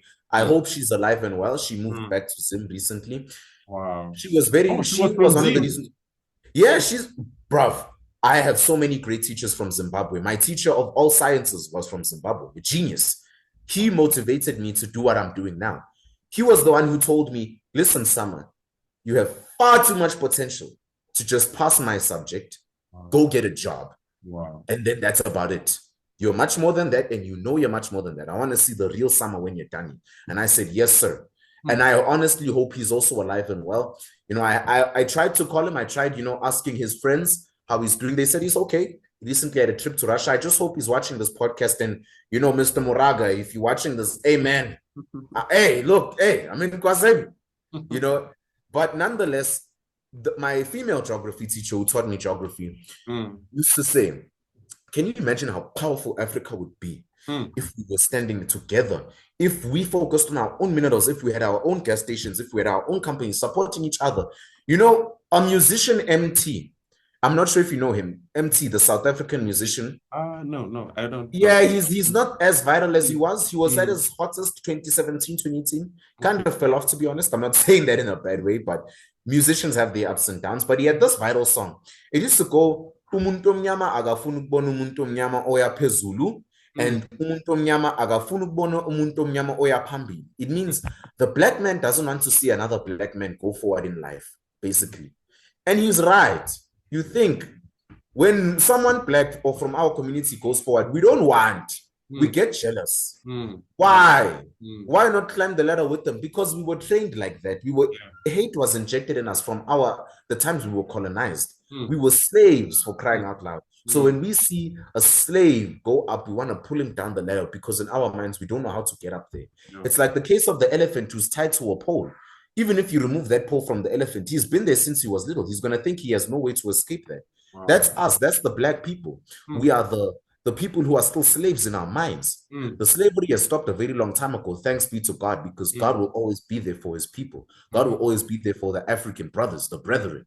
But the slave mindset, Kwazemy, I'm not going to lie to you, it's still there. It's still there. We still play victim. We still think there's no opportunities, and we still want to pull each other down when one of us tries to go forward. You can imagine how many people, I know there were many people I'm sure were envious of you from your community. You come from a poor community in Lagos. Who would have thought you'd be what you are today? You know, driving your kids to school and all of that. Who would have thought that? No one. Now those ones are envious, thinking they're going to do witchcraft to try and be with you. And it's not going to work. It's not going to work because God is on your side. You don't die, you multiply. You know what I'm saying? We all could if we just had the same mindset. A young black kid came to me the other day because I'm a soccer coach. He's like, "Hi, coach, some people don't like me and they don't like it." I'm like, "Hey, boy, screw what the others think. Screw them. Screw them. Do what you got to do. You got to understand, not everybody is going to like you. Not everyone is going to like you. Screw them. Screw them all. All right, screw them all. They weren't there when you started. Why should they be there when you succeeded? Screw them all. Be with the ones who support you. Be with the ones who listen to you. Next year, your New Year's resolution must be speak to those who will listen to you. That's the advice I left to that boy. You know, just little pieces of advice. Help someone. Makes their day. You know. Oh, powerful. Thank you. And something else keeps my mind now. Do you have any final words, short final word for the white South African today who is confused and who is, first of all, they only know South Africa as their home, but they are a victim of a history that they do not understand and are confused because of that. Do you have any final words for that viewer on this podcast? Yeah, so here's my message to the white person watching this who's in Africa. You're not alone when you think you're being oppressed. You're not alone when you think you're disadvantaged. But here's my message to you. I don't care what the color of your skin is. I don't care where you come from. I don't care who you are, who your parents are. I don't care. I don't care. I don't care about your country, oppressing you and so forth. Do what we did. Our grandparents saw through the flames. They saw through the lies and they said, what are we going to do to make sure our grandkids live in a world that is far better than the one we lived in? You must think like that. Stop waking up in the morning and feeling like the world is against you and so forth. Well, the world doesn't care about your feelings. You must wake up and think, okay, the kids need to eat. The kids need to go to school. I have to go to work. I have to make that dough. I have to make that money. So I'm going to go and do what I have to do. Screw the antidepressants, screw the therapists. I'm going to go and do what I have to do as a provider. And as a woman, I'm going to do what I have to do to support my husband, who is the provider, and support my children. As a child, I'm going to do what I have to do to chase my dreams. Chase that dream. Chase that. Don't listen to what anyone else says. Forget about all the critics. I'm talking from experience. Don't listen to what all the critics say, pardon my Greece. I don't care what color you are. Screw your background. That doesn't matter when it's time to play the game. It's like, for example, a game between Nigeria and South Africa in the AFCON, right? Nigeria has a richer history of winning the AFCON. South Africa's won it once, but we still performed better than them in the last one, despite the fact that they beat us in penalties. Because no one cares about the history, the accolades. No.